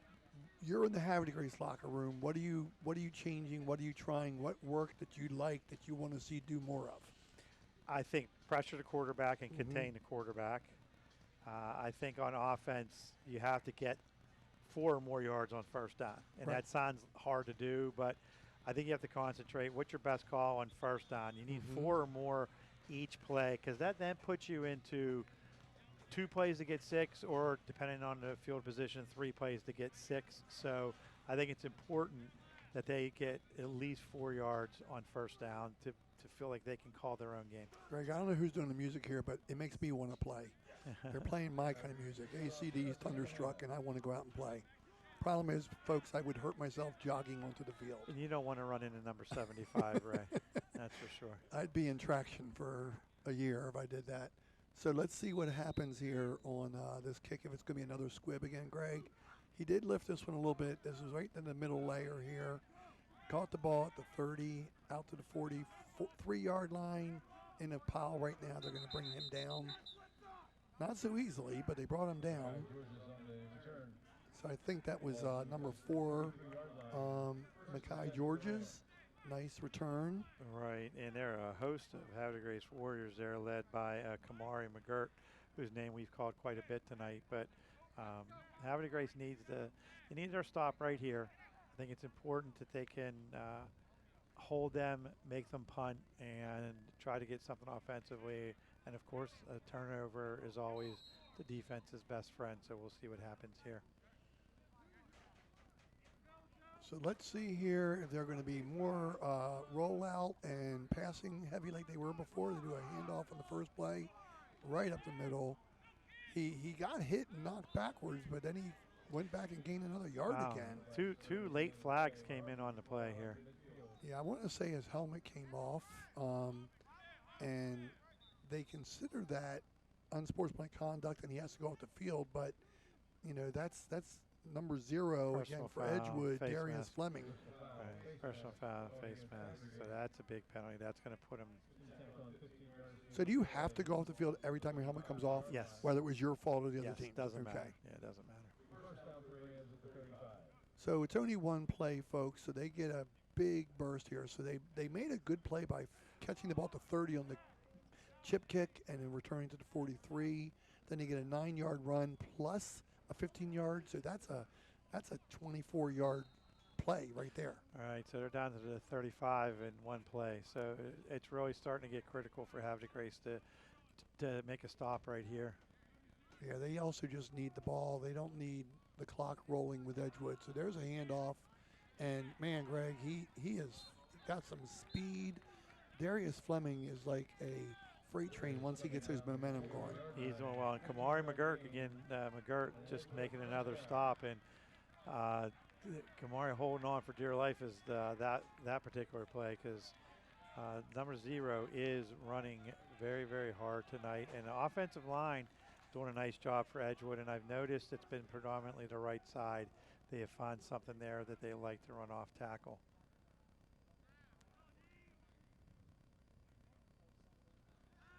A little quick pass. They like that play. That might be a block in the back. Yeah, they called it. They called it. And that foul was called at the 20-yard line, so it'll be marked back from there. Right, that'll be 10 yards from there, so they'll move him back to the 30-yard line. I think everybody, I can see Coach Rawlings right now taking his visor off and up and down, so I think, and I think the young man, too, just tapped himself on the head and realized, yep, I made a mistake. Well, he also happened to do it 3 yards in front of the official. The official was not going to miss that one, that's for sure. And the sideline helped a little bit, too, for Havre Grace. Yes. Oh, what? You mean coaches try to buy calls sometimes? Every once in a while? Every once in a while. I've never done that, Greg. What are you talking about? I remember when my kids were, and yours were little, and I was saying something to an official, and they were like, are they going to listen to you? I'm like, well, I'm hoping so, but probably not. The referees have to have non-rabbit ears, and they have to have patience. A lot of people yelling at him. Nice little oops. I don't know whether he got, where am I going to go when I catch this, but he just didn't bring that in. Right. I think he was thinking, am I going to turn left or turn right? Mm-hmm. Now, this is a big play because you're now back to 2nd and 22. Yes. So Havre Grace, they had their chance. They had their chance early on. They were getting pushed back, so now they can dig in defensively. But it's 2nd and 22. Be careful with that pattern there that they're running. They're sitting at tight end, or excuse me, the slot receiver right behind the linebackers almost every play. I was going to say, somebody might jump that eventually. Right. He stepped up perfectly, overthrew it. But I tell you one thing, we talked about his composure, Greg. He avoided a sack. He did. Good pressure by the entire Havre Grace side, Havre Grace defensive line. So the thing is, Havre Grace is bringing pressure from the outside. Like you said, he stepped up and was able to read it and go right up the middle because they're dropping their 7 in the secondary to try to keep everybody covered, and they're only rushing 4. And that time they did a really nice job getting everybody upfield. You might want to leave that middle linebacker to kind of spy the quarterback, especially on such a crucial down as 3rd and 22. There's a nice snap. There's a screen. Pressure again. Screen set up. And if he catches that ball, Greg, he has running. 3 people blocking right in front of him. Well, but part of the problem, I think, is he almost ran into his own man trying to catch the ball. He did. Right, but that was a nice call. I mean, a nice screen pass. But, those defensive linemen that are rushing, it's hard to do because your adrenaline's rushing. But when you're coming through that clear and no one touches you and it's all 4 of you, you have to think, wait a minute. That's a screen. That's a sign of a screen. Well, they're at the 33-yard line, and they've got 4th and 22. Right. Yeah, you're going to have to go for it. Right. You can't punt, and you're not going to kick a field goal, so you might as well see what you can get. Yeah, you're only going to gain like 15 yards if you punt. So there's a little. They figure even if they get stopped, they can, and they might not get stopped. Let's see here. So they're not going to pick up the first down unless there's a penalty on top. Good play by the defense there for Havre Grace. Number 1, Brindell Stokes, and a few other of his teammates. Number 31, Norton Durrell, stopped him 5 yards, so they picked up their 17, but they were able to keep them from getting the first down. So check first thing we talked about, Ray, and that is stop Edgewood, don't let them score, and get the ball back. So that's where we stand right now, and they had the ball at the 15-yard line. So I think that was Darius again on the catch and run. But I got to make sure because him and Jaden Harvin, who's number 9, it's hard for me to tell the difference in the numbers sometimes. But let's see here what Havre Grace does, Greg. I've said it before. Nice little swing pass. Nice cutback. Move to the outside. Fighting away from people, but now the whole team's there. But I want to say he got like 5 yards on that. And I'll give you that tackle for the whole team because everybody was, but that was led by Tyrone Williams. one of the defensive linemen who came all the way across field did a nice job, and then both the corner and the outside linebacker were able to come up. So he only got 2 on that. He ran for a lot. Thought it was more. That was Xavier High, and he was tough on that play. Sometimes those players like, you're not getting me down. I don't care if there's 7 of you. He did not want to go to the ground. So we were hoping for 4. We talked about for Havre Grace, but they got 2. So we'll see what happens here. Little quick handoff. Little fight there. That was a nice read by number 14, Shane Tressler, coming up and making the tackle from his linebacker spot. He did a great job of, as soon as he saw the guard move, he filled that hole and did a great job of tackling him, stayed low. There was Lex James on the run there. No gain or 1 yard at the most. So I appreciate their patience to try to run, because, you can't just pass the rest of the game. But Bel Air has been right there on both runs. Now they got to look for a pass here. Rolling out again. Going to cut back against the grain. Good job avoiding it, but he's got a lot of pressure there. Nice throw. Found the man. He got around the corner. There is a flag back there. That was a catch by number 1, Brendel Stokes. I think they're going to get the offensive lineman downfield. It happens so often in high school. It's very difficult because the quarterback starts scrambling and the offensive linemen are trying to block somebody and they think he's going to run, but I think they got caught downfield at this time again as he was rolling out of the pocket. Yep, that's the call. It's a shame because that was a very great throw and catch. Great yes. throw and catch. But, it's difficult, Ray, for kids in high school. You see your quarterback scrambling and sometimes quarterbacks yell a certain word, and that's for them to release. And if you don't hear that word, you don't release. But at this point, he did a great job of scrambling. So it's 3rd and 13. Going to have to open up the passing again. And let's see how much pressure Bel Air decides to put on this. You said before, rush just your line and drop 7 back. But Bel Air has been able to get some pressure. I've said wrong name. He's scrambling again. He's scrambling. Edgewood's got good pressure here. He has to throw before he gets over. He's wide open. He came back for that very patiently. Good block. I think he might get tracked down. Yes. Number 28 makes the big play there for Edgewood. No flag. Kion Greenwood makes the big play. There is a flag. There's a flag. Same call again. Oh, man. Downfield. That was such a good play by number 17 on Havre Grace to Sean Henderson, getting the pass from Jalen Solomon, who took so much patience and elusiveness. I mean, Jalen could have been sacked at the 5-yard line. He got away from it.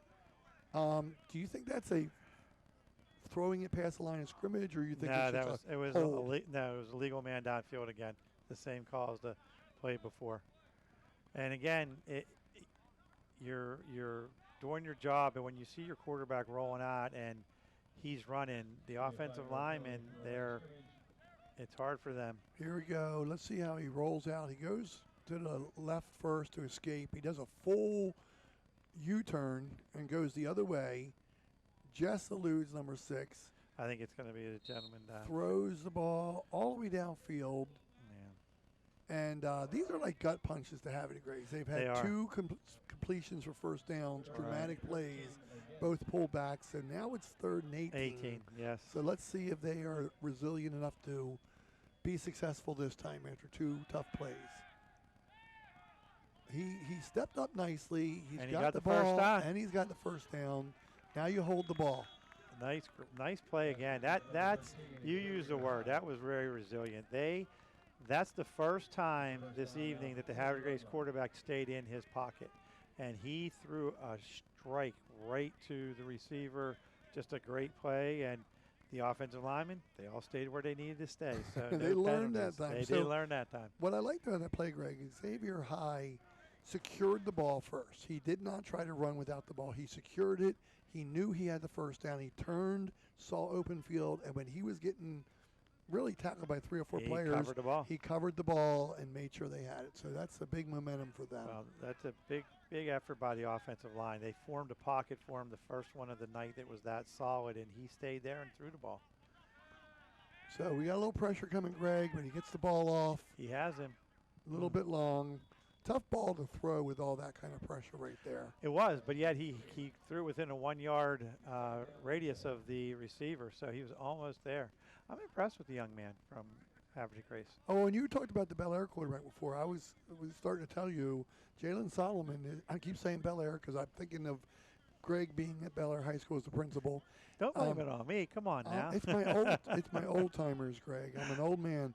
So Edgewood's quarterback was mentioned, and for his composure. But I was going to say, Havre Grace quarterback Jalen Solomon has been and he's been under a lot of pressure, and he's been very cool. What grade is Jalen in? I'll have to find that. I think I have him down here as an 11th grader. Okay. So no, let me see here.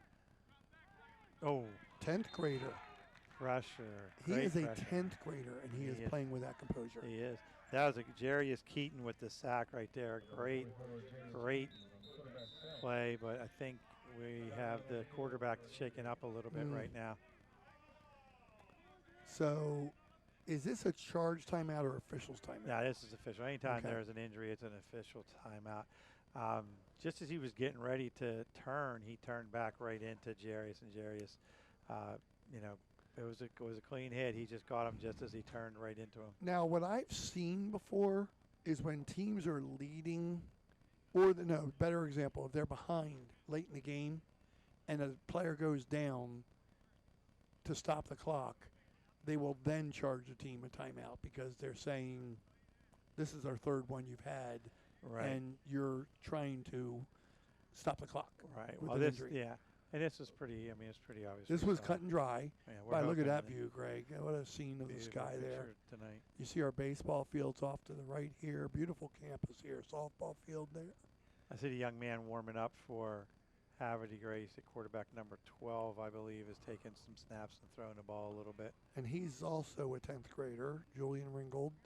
And, Greg, I'm seeing a lot of underclassmen on this Havre Grace team.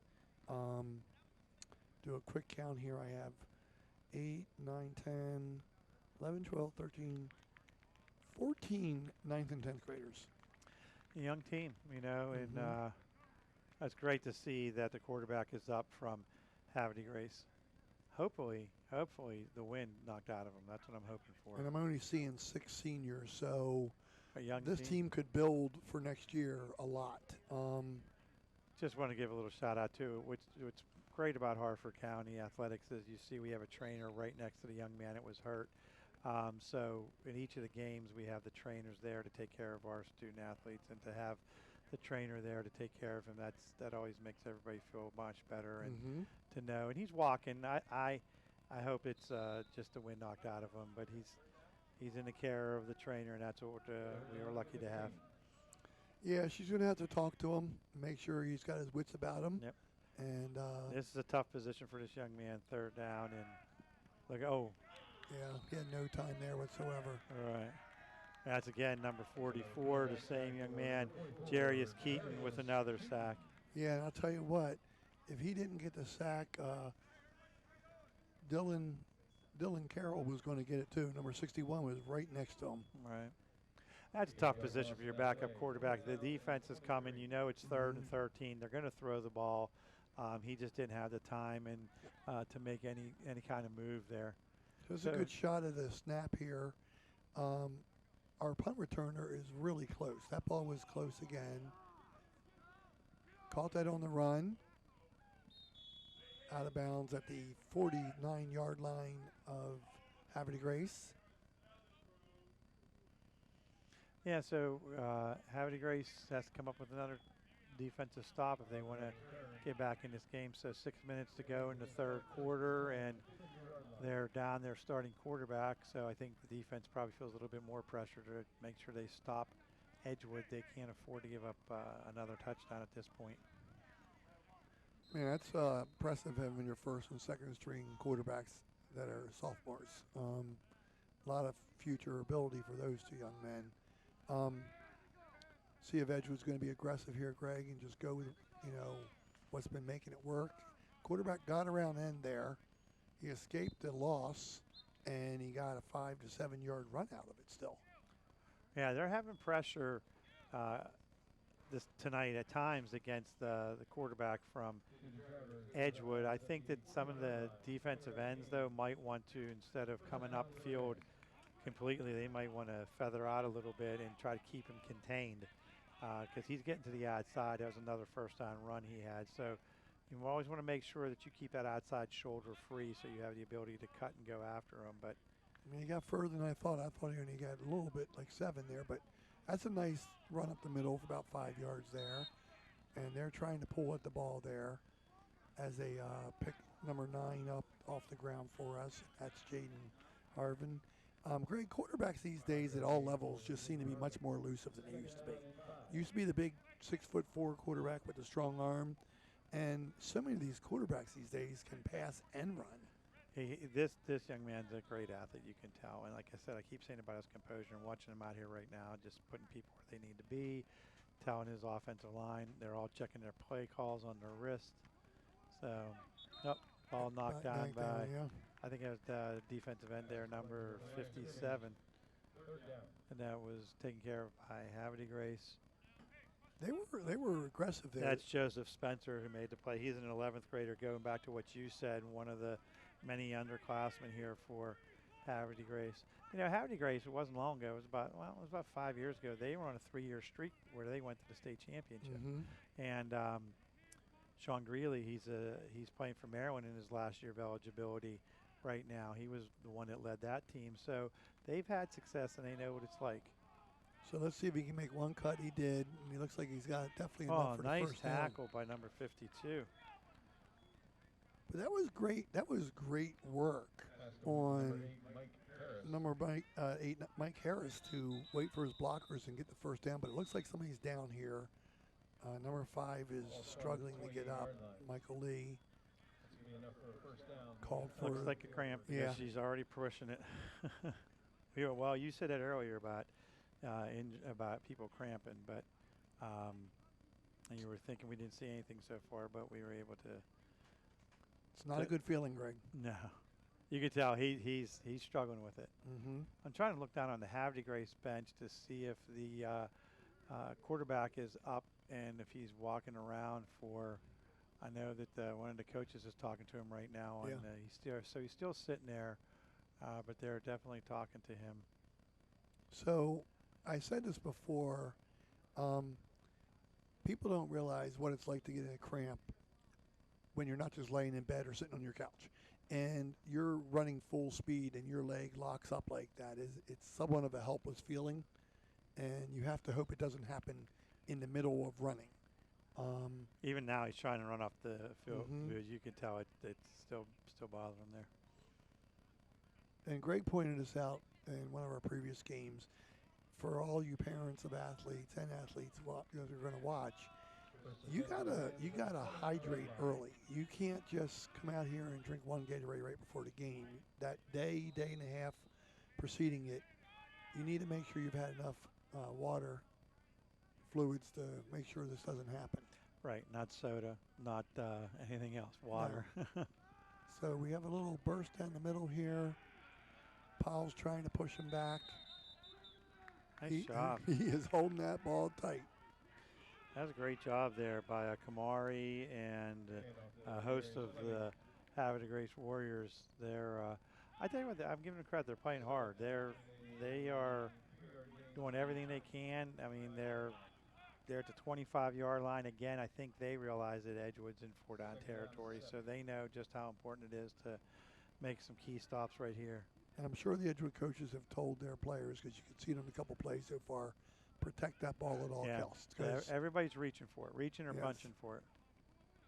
So we got a drop back here, another lob pass. He's there if it doesn't get defended.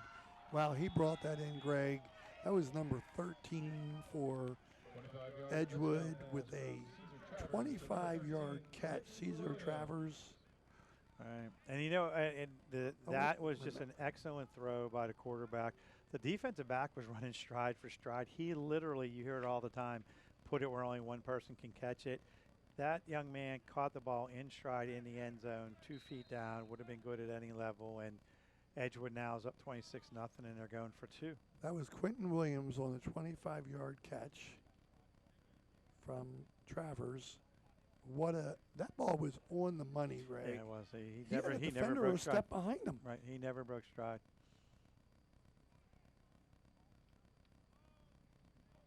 He's rolling. He's still throwing it. Oh, nice good play by defense. number 3. The receiver went where he was supposed to go, and that was Quentin again. But 2 defenders in front of him. Here's the replay of the touchdown pass, I think. So step back, 1 step, drop. Drops it right in the air. He does his stutter steps. He caught it. He put 3 feet down. Yeah. Well, Greg, we already know that this school in this area can put out great players. I mean, Deontay Banks was a first-round pick this last April in the NFL, and he's playing for the New York Giants. He also ran track and field here. And I may be wrong, but I think I'm correct. Don't know the first name of the player for sure, but Hemby, that plays running back for the University of Maryland. Yes. He went to John Carroll, but he's from Edgewood. Right. So that's 2 players that probably played for the Edgewood Joppatown Steelers. That's a pretty cool thing for these youth coaches and high school coaches to remember and think about. A friend of mine that played for Joppatown years ago, Charles Johnson, I know has coached some of these young men, and Charles was a really great running back and track and field runner, and Another squib kick.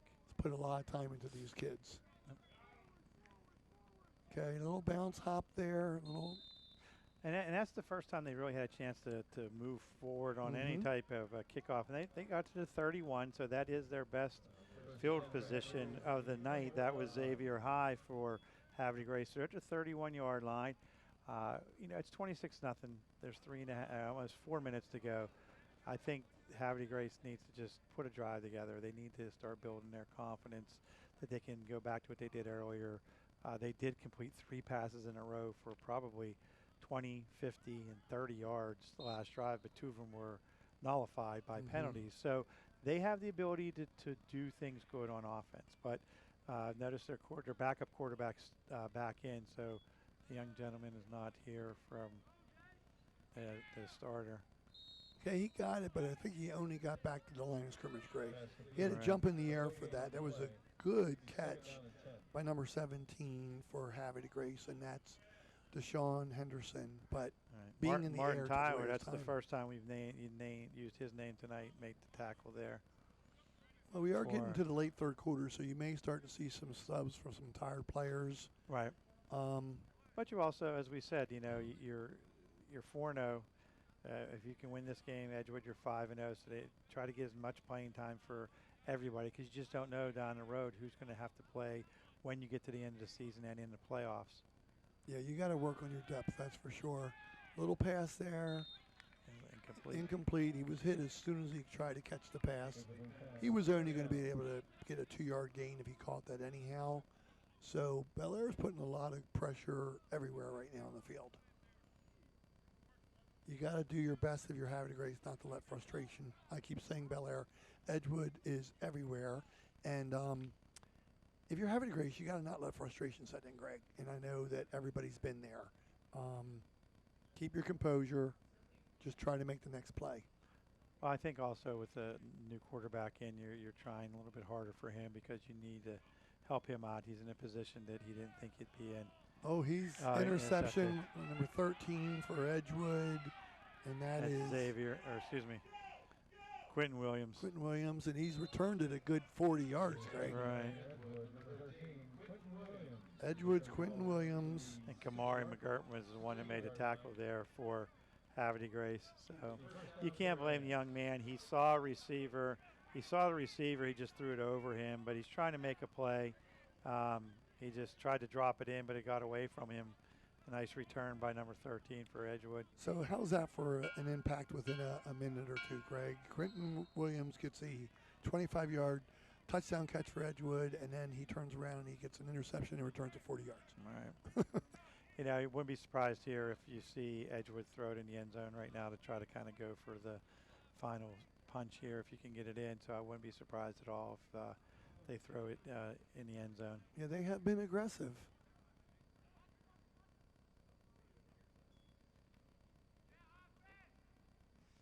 Little lob pass there. He has room, and he's in easy. And that is our number 0, Darius Fleming. Touchdown pass from Caesar Travers. Wow. Darius Fleming. Now, Greg, go for one each time now? No, out of you're going to go. courtesy? No, well, courtesy maybe not, but I think you have to practice this. You just don't know what's going to happen. This is the kick that you would make even in overtime. You might go back to the 15-yard line. Mm-hmm. So you want to make sure that you can get all the mechanics done right for the extra point, because you just don't know what it'll come down to in the playoffs. So it's important here. This one looks like it's going through this time. No good, no. No. So I'm in a bad angle. So Let's see this pass here, Greg. Drops back, fakes the handoff, rolls out to his left, little touch pass, and he had plenty of room on that sideline. Yep. I think that's a situation, Greg, where Edgewood fooled them, and you had the handoff potential. Some people bid on that. He did basically a naked bootleg move to roll out the other way, and more people were defending on the other side of the field, so he had room there. So far, Greg, I'm going to count this up. I have our quarterback, Travers, with 1, 2, 3 touchdown passes and also a 2-point conversion run of himself. So having quite a game, and we don't have the stats in front of us, folks, but I'd be shocked if he hasn't thrown for 200 yards. Some big plays here. yeah, and now it's 2 minutes 46 seconds left in the third quarter. So again, Howdy Grace is going to have to try to go, get a couple of first downs, try to start to put some things together to make them feel good about moving forward. I'm not sure who their opponent is next week, but they're really going to have to start focusing on where you can go from here and what they can do. And I think that, playing with a backup quarterback is difficult.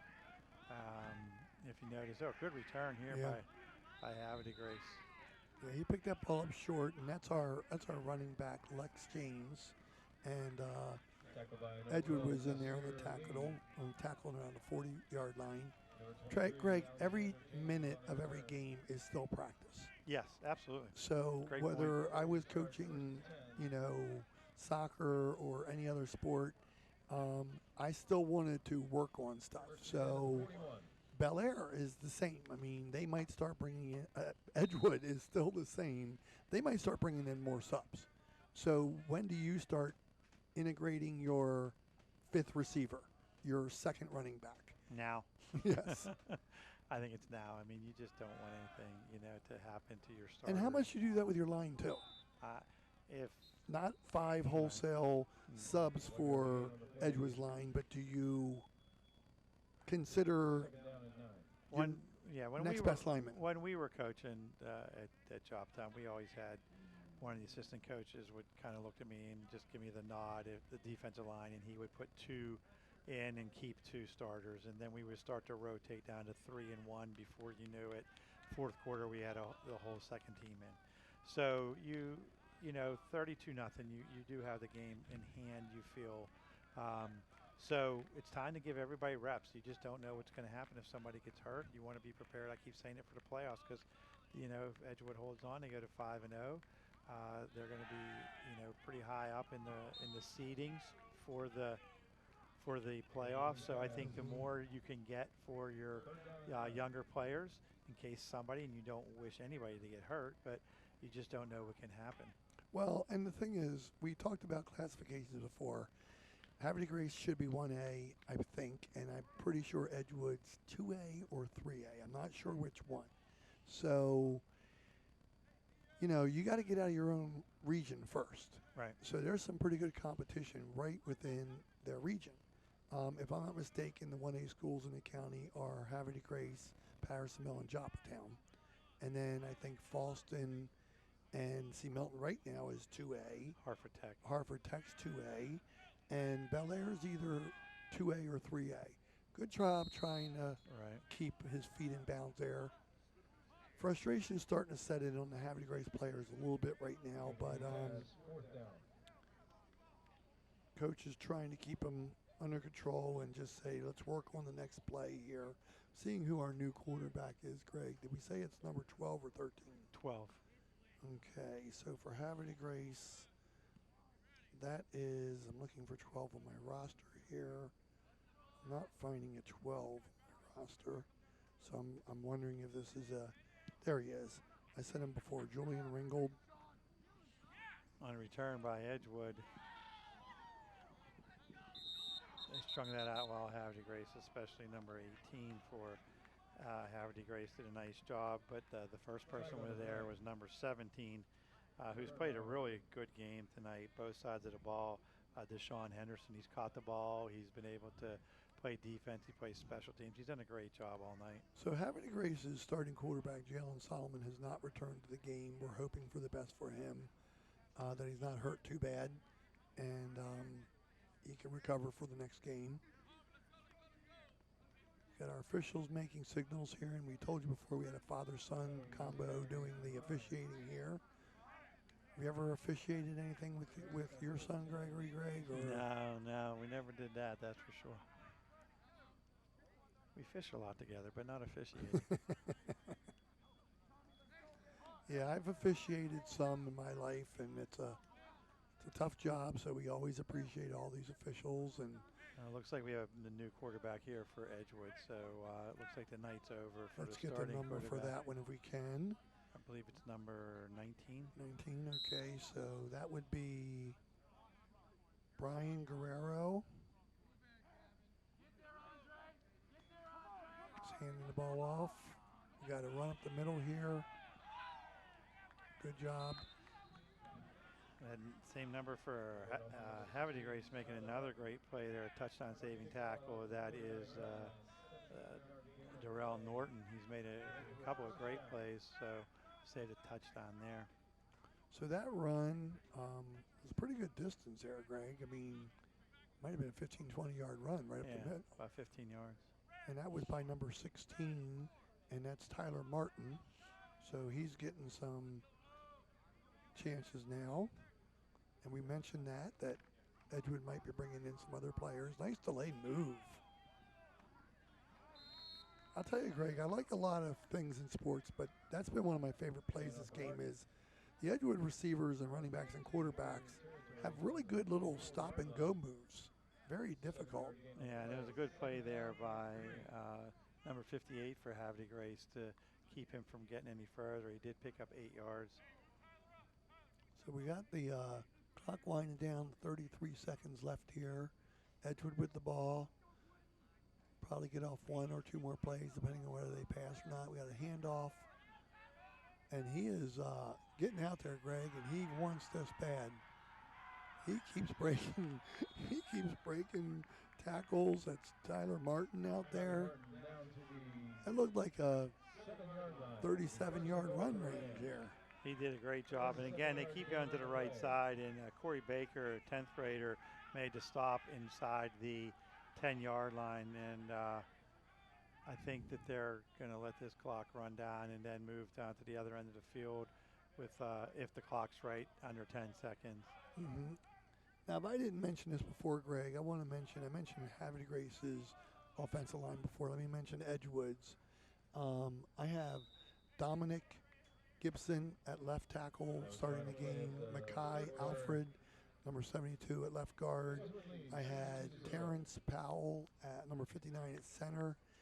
Joey Benaker at number 65 at right guard. And Miles Putney, right tackle. So, Greg, while we're changing quarters here, tell me what makes you decide the difference between linemen playing center, guard, or tackle. What traits make you think I want you as a center? And obviously snapping the ball is important. That's the biggest thing. You have to find that person that can do that. And when you find that person that can do that, then you build your line around your center. You want your guards guards, are not usually obviously as big as your tackles because they're going to pull and move more. When we were coaching, we would like to make sure we had athletic. Size was always big. We were gifted one year where we averaged 280 across the front line, but we also had Phil Tillman at 320 and Tony Spriggs at 330. So that kind of tipped them a little bit. But our guards were 240, but when they were able to pull and move, they're quicker. So it also depends on what offense you're running. If you're going to run, where you're a predominantly running team, as big as you can get, as strong as you can get. If you're going to do a little bit more with the play action pass, you want those guards that have some ability to move too. So I think it's athletic inside at your guards, bigger and stronger at your tackles, and you just want that kid who can snap the ball. And then your tackles need to have quick feet too, for that good rusher around the edge on the defensive line. You do, especially as you get obviously higher up in the good play there by Havre Grace. Yeah, a little bit of everybody helping out there, but number 7 again for Havre Grace. He's playing a good game, and Cameron McGirt again. He came in blitzing, so they're doing everything they can to keep him from getting that extra touchdown. There was a little delay in the handoff, Greg, and sometimes you could see that between a new quarterback and a new running back. Right. I mean, I saw 10 missed handoffs in the pros last Sunday just watching, and that people take for granted that timing of the putting the ball in the gut. Right, you have a whole new backfield. A quarterback and both running backs are all new to this game. I'm sure they're used to running together. But another handoff. This one worked a little bit better, and he's right near the first down marker. Good play there for Havre Grace, their defensive lineman. Quentin flew it first time I've called his name, but a nice play filling the hole there for that young man. So playing D-line right now. So I just made a mistake there. I looked at the yellow line, and I'm thinking that if NFL, they put the yellow line across for us. That's just a goal box for soccer. Yeah, I got to see how far he has to go, Greg, because I think the scoreboard has 3rd and 8. So, up 32-0, you're thinking they're probably just going to go for it on 4th down, but they might want to practice their kicking you game might too. want to practice that field goal also. Calling a timeout here for Edgewood, a little bit of the second team trying to get on the same page right now. Yeah, that's an interesting call. It's 3rd and 8 to go. If you get even no yards here, you put the ball down snapped at the 15. It's a 25-yard field goal. So you want to practice that because the overtime, when you in high school, if you're down the road and you play a high school game in overtime and you get stopped all 3 plays and you want to kick a field goal, it's from the 17. It's a 27-yard field goal. So they're right in that range where you might want to practice this for down the line. Yeah, I like when you said that before, and I'm the same way. I mean, 32-0. Now, you do want to give your second-string quarterback some confidence, but like you said, if you only get 1, 2, or 0, I'm trying to kick the field goal just to see. Now, if you get a 4th and 1, you might want to see if your new running back can pick up a 4th down and give him a little confidence. But you also don't want to be seen as running up a score as well. So it's an interesting dilemma here. Well, I think if we would have been able to chart everybody that started now, I do think that there's quite a few for Edgewood that are in the game that probably didn't start the game. I know 72 still in, but that's the only one I think there was a starter, if I'm not mistaken. I don't have them all written down at this point. So 3rd and 8. They do have to score. They cannot get a first down at this point. Same play as before. Maybe got back to the line of scrimmage. Dropped the ball. Did he? Yeah, Wow. Havre Grace picks it up. Okay, so we have 58 celebrating for Havre Grace. And 58 picked up the fumble there, and that's great play for the young man. He's 11th grader, so good play for him. He may be a substitute too, and if he is, he's very happy for his moment, and I'm happy for him. So at this point too, I think you'll see a lot of different numbers on Edgewood. You can see they're waving some people in and out. Although 61 still on the line up there, the starter, and Shane Tressler at linebacker.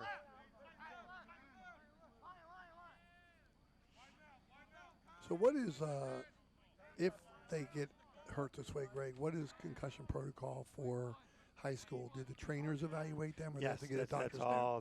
That'll be the trainers sack there on defense for Edgewood. But they'll go through the protocol. The trainers do a great job of checking everything out. They'll write it up. They'll hand the information over to the parent or guardian. They'll make them get checked out again before they come back to play. They actually will go through 3 days of reacclimating into their sport, whether it's soccer, football, or what have you, to the point where the trainer will watch them each day.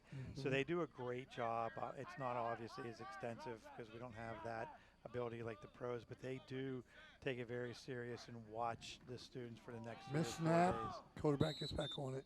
Yeah, and that's important, Greg. You need it's their player safety is the most important Absolutely. thing. Now, I had Patrick Ezon on that sack the previous play, and now they've had a missed snap. So again, you may be seeing more subs on Havre Grace as well. Their coach may have basically said, Edgewood subbing a lot. We're down 32-0.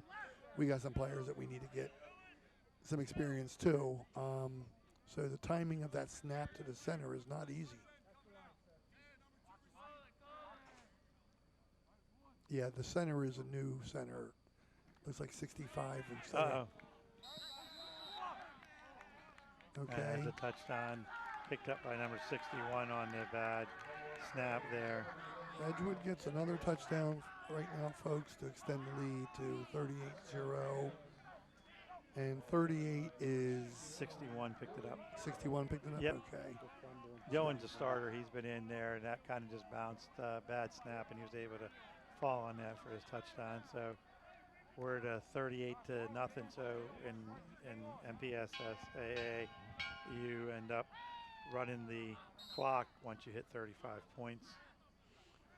So we have 8 minutes and 28 seconds to go, and as Greg said, it's going to be a running clock right now, 38-0. Let's see if Edgewood tries again to make an extra point work. A little confusion over who's coming in and out right now, which I can definitely imagine once you're doing this many subs, Craig. Right. It gets more complicated. It does. You have to walk up to somebody and go, young man, I said you're in the game. I am? Well, the interesting thing is this young man that came in is the one who snaps the ball. So they were not going to be able to pull that off. So now they have a longer extra point. That's okay. That gives them a little bit extra to practice, right? So this is a very impressive game by Edgewood. If I would say there was an area that needed to be worked on, and we said last 2 games it's difficult, snap, hold, kick. So that is something that they could improve a little bit, and they want to see that. So let's see if they can make it from here. Snap, hold, and it's good. That's good. Did you see that hold, Greg? I mean, he had to grab that. He did a great job of settling that ball down. So let's see the recovery here. Snap, players running through. And he just was able to dive on that ball, number Right on the 16, ball. and Tressler. I think they were 44. They were both fighting for their chance to get the touchdown. Yeah, and now we have a 39-0 game. And Greg, we got a rolling clock here. We got a 39-0 lead. I've already recapped the scores multiple times, so we've gotten plenty of mention on that. Who has stood out for you on Bel Air besides a quarterback that you would want to mention? I think that the running back number 0 for Edgewood was a force tonight. Darius Fleming, yes. And I do think that their line played very well.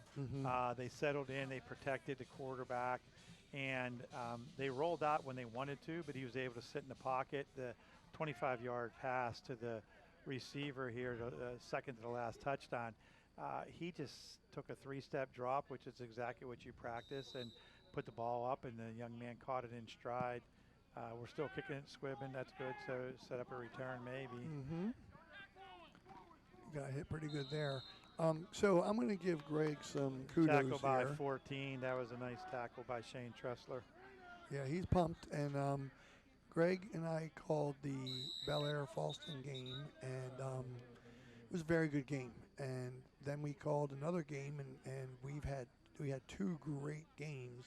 And Greg told me then when I asked him about the county and how this game was going to line up, he said he thought Edgewood might be one of the most complete teams of the county. And wow, their quarterback is amazing, and they have multiple receivers and running backs that are good. To your point, the offensive line stood out today, but they have a good defense too, Greg. They gave up some, what's the old saying, they bend but they don't break. They've done that often. They've been giving up a few plays, and then they come up with some big stops.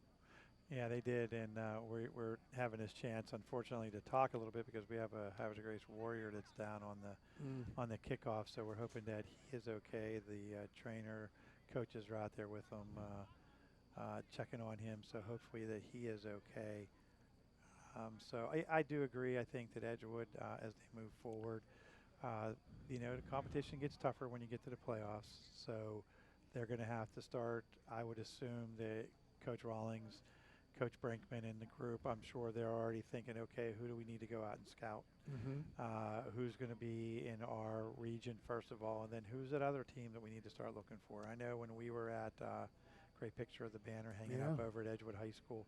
I know when we were coaching, when we hit the 6th week of the season, we started to send out our coaches to scout, usually our JV coaches, but then if we didn't play on a Friday and we played on a Thursday and other teams played Thursdays, we would go out. Are you allowed to film other teams? We used to exchange films, so that's always been a thing. We always exchanged films, but you still get to go see it in person. You want to see that. Coaches always helped out when you were going to do that. I know Coach Riley and I, Coach Harwood, Fred Foster, we used to meet every Monday morning at the Klein's parking lot in Forest Hill, and we would exchange game tapes.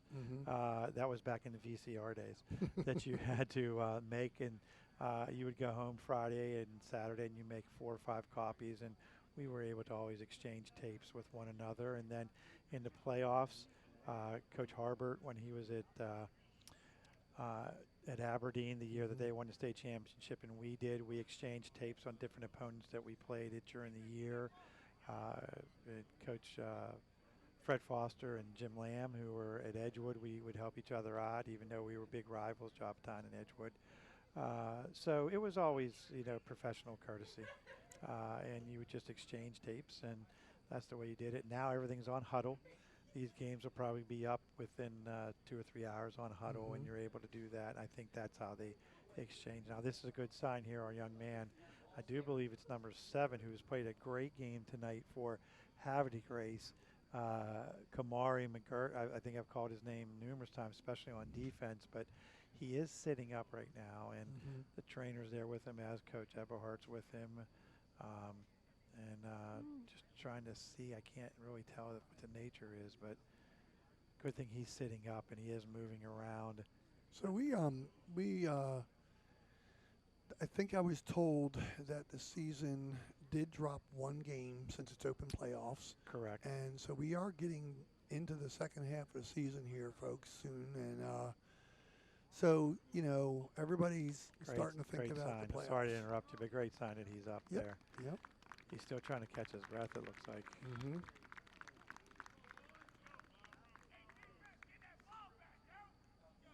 moving a little bit there, but one of the coaches have him. They're trying to get him some water. Coach is going to pick him up, so it must be something else. They're going to try to get him to a cart probably. We didn't have trainers when I played, Greg, and I could have used one multiple times, and you said already it's such a great thing. That's one of the great things about Hartford County Public Schools. I was coaching at Joppatine when they went full-time trainers, and that was one of the best things that happened.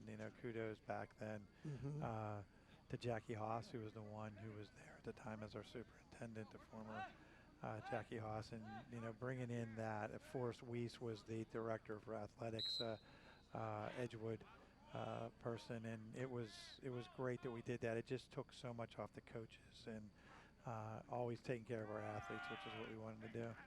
Yeah, we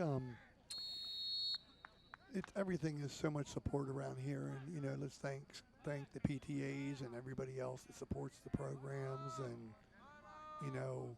for those of you who don't know this, Greg and I have coached a lot, and you know, Don Morrison, who I'm filling in for, has been a successful coach, and so many friends we have. We come to these games and we see so many people we know.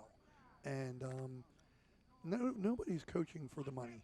You're coaching for the love of the sport. This is not the pros. We're not getting paid enough to enjoy it for that. It's a little bit of Christmas shopping money, Greg, for your wife and kids. But other than that, you do this because you love the relationships and the enjoyment of helping young men and women succeed. Nice play there by number 71, which is David Simpson. He's in there now for Edgewood. I think you can go across the line. I think you're going to see every number. You know, hats off to the coaching staff of Edgewood, but there's not a single starter out there, and everybody's getting their reps right now, and that's what you want. You see a lot of different numbers out there and players getting the opportunity, and it's a big deal for them, and you know, we're glad they're able to get out there and get their playing time. But that was a nice play again by number 71, David Simpson, who is a offensive and defensive lineman, obviously playing defense right now. So right now, Havre Grace has a few more minutes. There's a nice pass out to the right side. So that was, I think, our first completion by our new quarterback, and that pass was completed to number 31 on Havre Grace, and that is, let me find it here. Their roster that they gave me does not go in numerical order. That is Darrell Norton. Yeah. That's Darrell. But yeah, nice play there for Havre Grace. It's just a positive rollout. We're down to around 3 minutes to go, but Havre Grace keeps plugging away, and that's what you have to do. You have to get your positives. So there's a slant little stretch handoff play there, but they really stretched that out good. Two players coming in there, 25 and 16. The run was by number 14 on Havre Grace, but Craig, he really had nowhere to run. No, Tyler Martin made a nice play. He read that and came up and was able to stop that there. And his teammate come up and help him out there, and I like that. I like seeing the teammate join in because tackles can be broken. Yeah, we've seen that tonight a couple times. Don't just stand there and watch it. Make sure it doesn't go anywhere. So we got second down here in 11. Running clock, 2:50 to go. Be nice if Havre Grace can get on the board here. They would feel a lot better about themselves if they put one in the end zone, Greg. They've been so close a couple times. Nowhere to go there, Greg. Nice tackle by number 71, which is David Simpson. He is also another senior, getting some playing time there, so a good play by him. That's what I call a combination sack, Greg. They have what they call covered sacks, and then they have regular sacks. He looked, nobody was open. And then that's for when sure. he tried to move and look again, there was a swarm on him. So kudos to the secondary and the defensive line there. Nose tackle, Greg, is a position that's unheralded on defensive lines. They often have to take on two blockers, shed one, try to shed the other one, and get to the runner or whoever has the ball. And then a lot of their other teammates seem to be able to come in and get the tackle.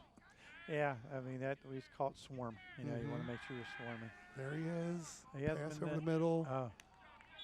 Almost intercepted by number 11 on Bel Air. Tipped by, his name is Dylan Jensen, who was a 11th grader making an appearance there. So pretty soon, Greg, the weather's going to start changing. And we're going to get to late October, early November, and you're going to start getting a little bit colder weather. Then it's going to be a little bit harder to hold that ball, grab that ball. Kick the ball. Kick the ball, snap it, Yeah. everything. So it's amazing. I don't know how the Green Bay Packers ever play in air conditions and do that kind of skill. Well, I think the Edgewood, they proved they can run and throw the ball tonight. Yes. So And that's key. and unless you get into a really bad game with it, whether it would rain or snow, I think they're able to do both, and I think that's going to bode well for them as they go into playoffs. Nice throw. That was great escapability by our Right. quarterback. I mean, I really love the way Julian Ringgold got out of trouble there, and then he was very calm, and he passed that ball over to Xavier High. It's first down for Edgewood. They're going to go out there very slowly. Yeah. They're They gonna- probably won't even be able to get a snap off here Yeah. because I think that's the end of the game after the clock starts to run down here and they get the chain set. I think that'll be the official will keep the ball in his hand and put it up and give Edgewood a victory to move them to 5-0 and send Havre Grace 2-4. 2-4. So You see Keith Rawlings there coming across the field, shaking the official's hands. He grabbed the ball. He wanted that ball. He's probably going to give the game ball to somebody on his team. And I don't know if all coaches have that as a thing. Greg, did you give out game balls? we gave out patches. You know, Okay. we would give out something for each that they would have for Are you each saying game. the high school budget isn't the same as the Ravens or the Steelers? I definitely saying that. So yeah. I remember we lost one ball one time because our kicker at Havre Grace at the old field kicked it into the where the train was, and the train ran it over. So to your point, if we did that, our ADs would be coming back to us and going, "What are you doing? Yep. Where's that ball?" So great game for Edgewood, Greg. I think Yeah. Havre Grace has a much younger, less experienced team. Edgewood kind of took the momentum there and ran with it after a while. Has a lot of weapons on both sides of the ball. So tough game for Havre Grace going against such a formidable opponent. But we've already said it a few times. I think Edgewood is definitely one of the 2 or 3 top teams. I'd like to find that date for the continuation of the That'll be a good game with them and C. C. Milton Wright. I think that'll be a really good game, Yes. especially because they know they have to come from behind at the start of it. So it'll be a really interesting night that night. Well, they might have learned a lot since then about themselves, I'm sure. and what they can do next. Yeah. So any quick final thoughts, Greg, about the game? And thank you for your 3 telecasts. This is Greg's 3rd and last for the season. He can't do the 4th one because he gets to go to, tell him, Greg. Yeah, I'm lucky to get to go to Notre Dame, watch a game out at Notre Dame. It's a great place, and get to make a trip out to see a Notre Dame game this Against year. So Penn State, Pitt, right? Against Oh, Pitt. Pitt, Against Pitt, yeah, where Greg's from. So looking forward to it, to go out there in the fall and visit Notre Dame. So it'll be a nice trip. So final thoughts, Greg, about the potential of Edgewood in particular. I think Edgewood has a lot of upswing, and I think you're going to follow them through the playoffs. You know, when the playoffs starts, you always root for Harford County Public Schools teams. So Definitely. hopefully they'll do well in the playoffs and make a run at the state championship. And I'd be remiss if I didn't say one thing real quick, closing it out to my buddy Joe Harbert, who working in the system for Harford County. December 10th this year will be 20 years that Aberdeen and Jobtown won the state championship on the same field. So we're going to do some celebrating for our 20th anniversary this year. Definitely. That sounds like a great occasion. I hope you both have players and coaches and alumni come back for that. So again, it was great having Greg for the 3rd telecast here. And the final score here at Edgewood is Edgewood 39, Havre Grace 0. As Greg said, Edgewood moves to 5-0, and Havre Grace drops to 2-4. So for Greg and myself and Hartford TV, thank you for tuning into this telecast, and look forward to seeing you at our next event. Take care.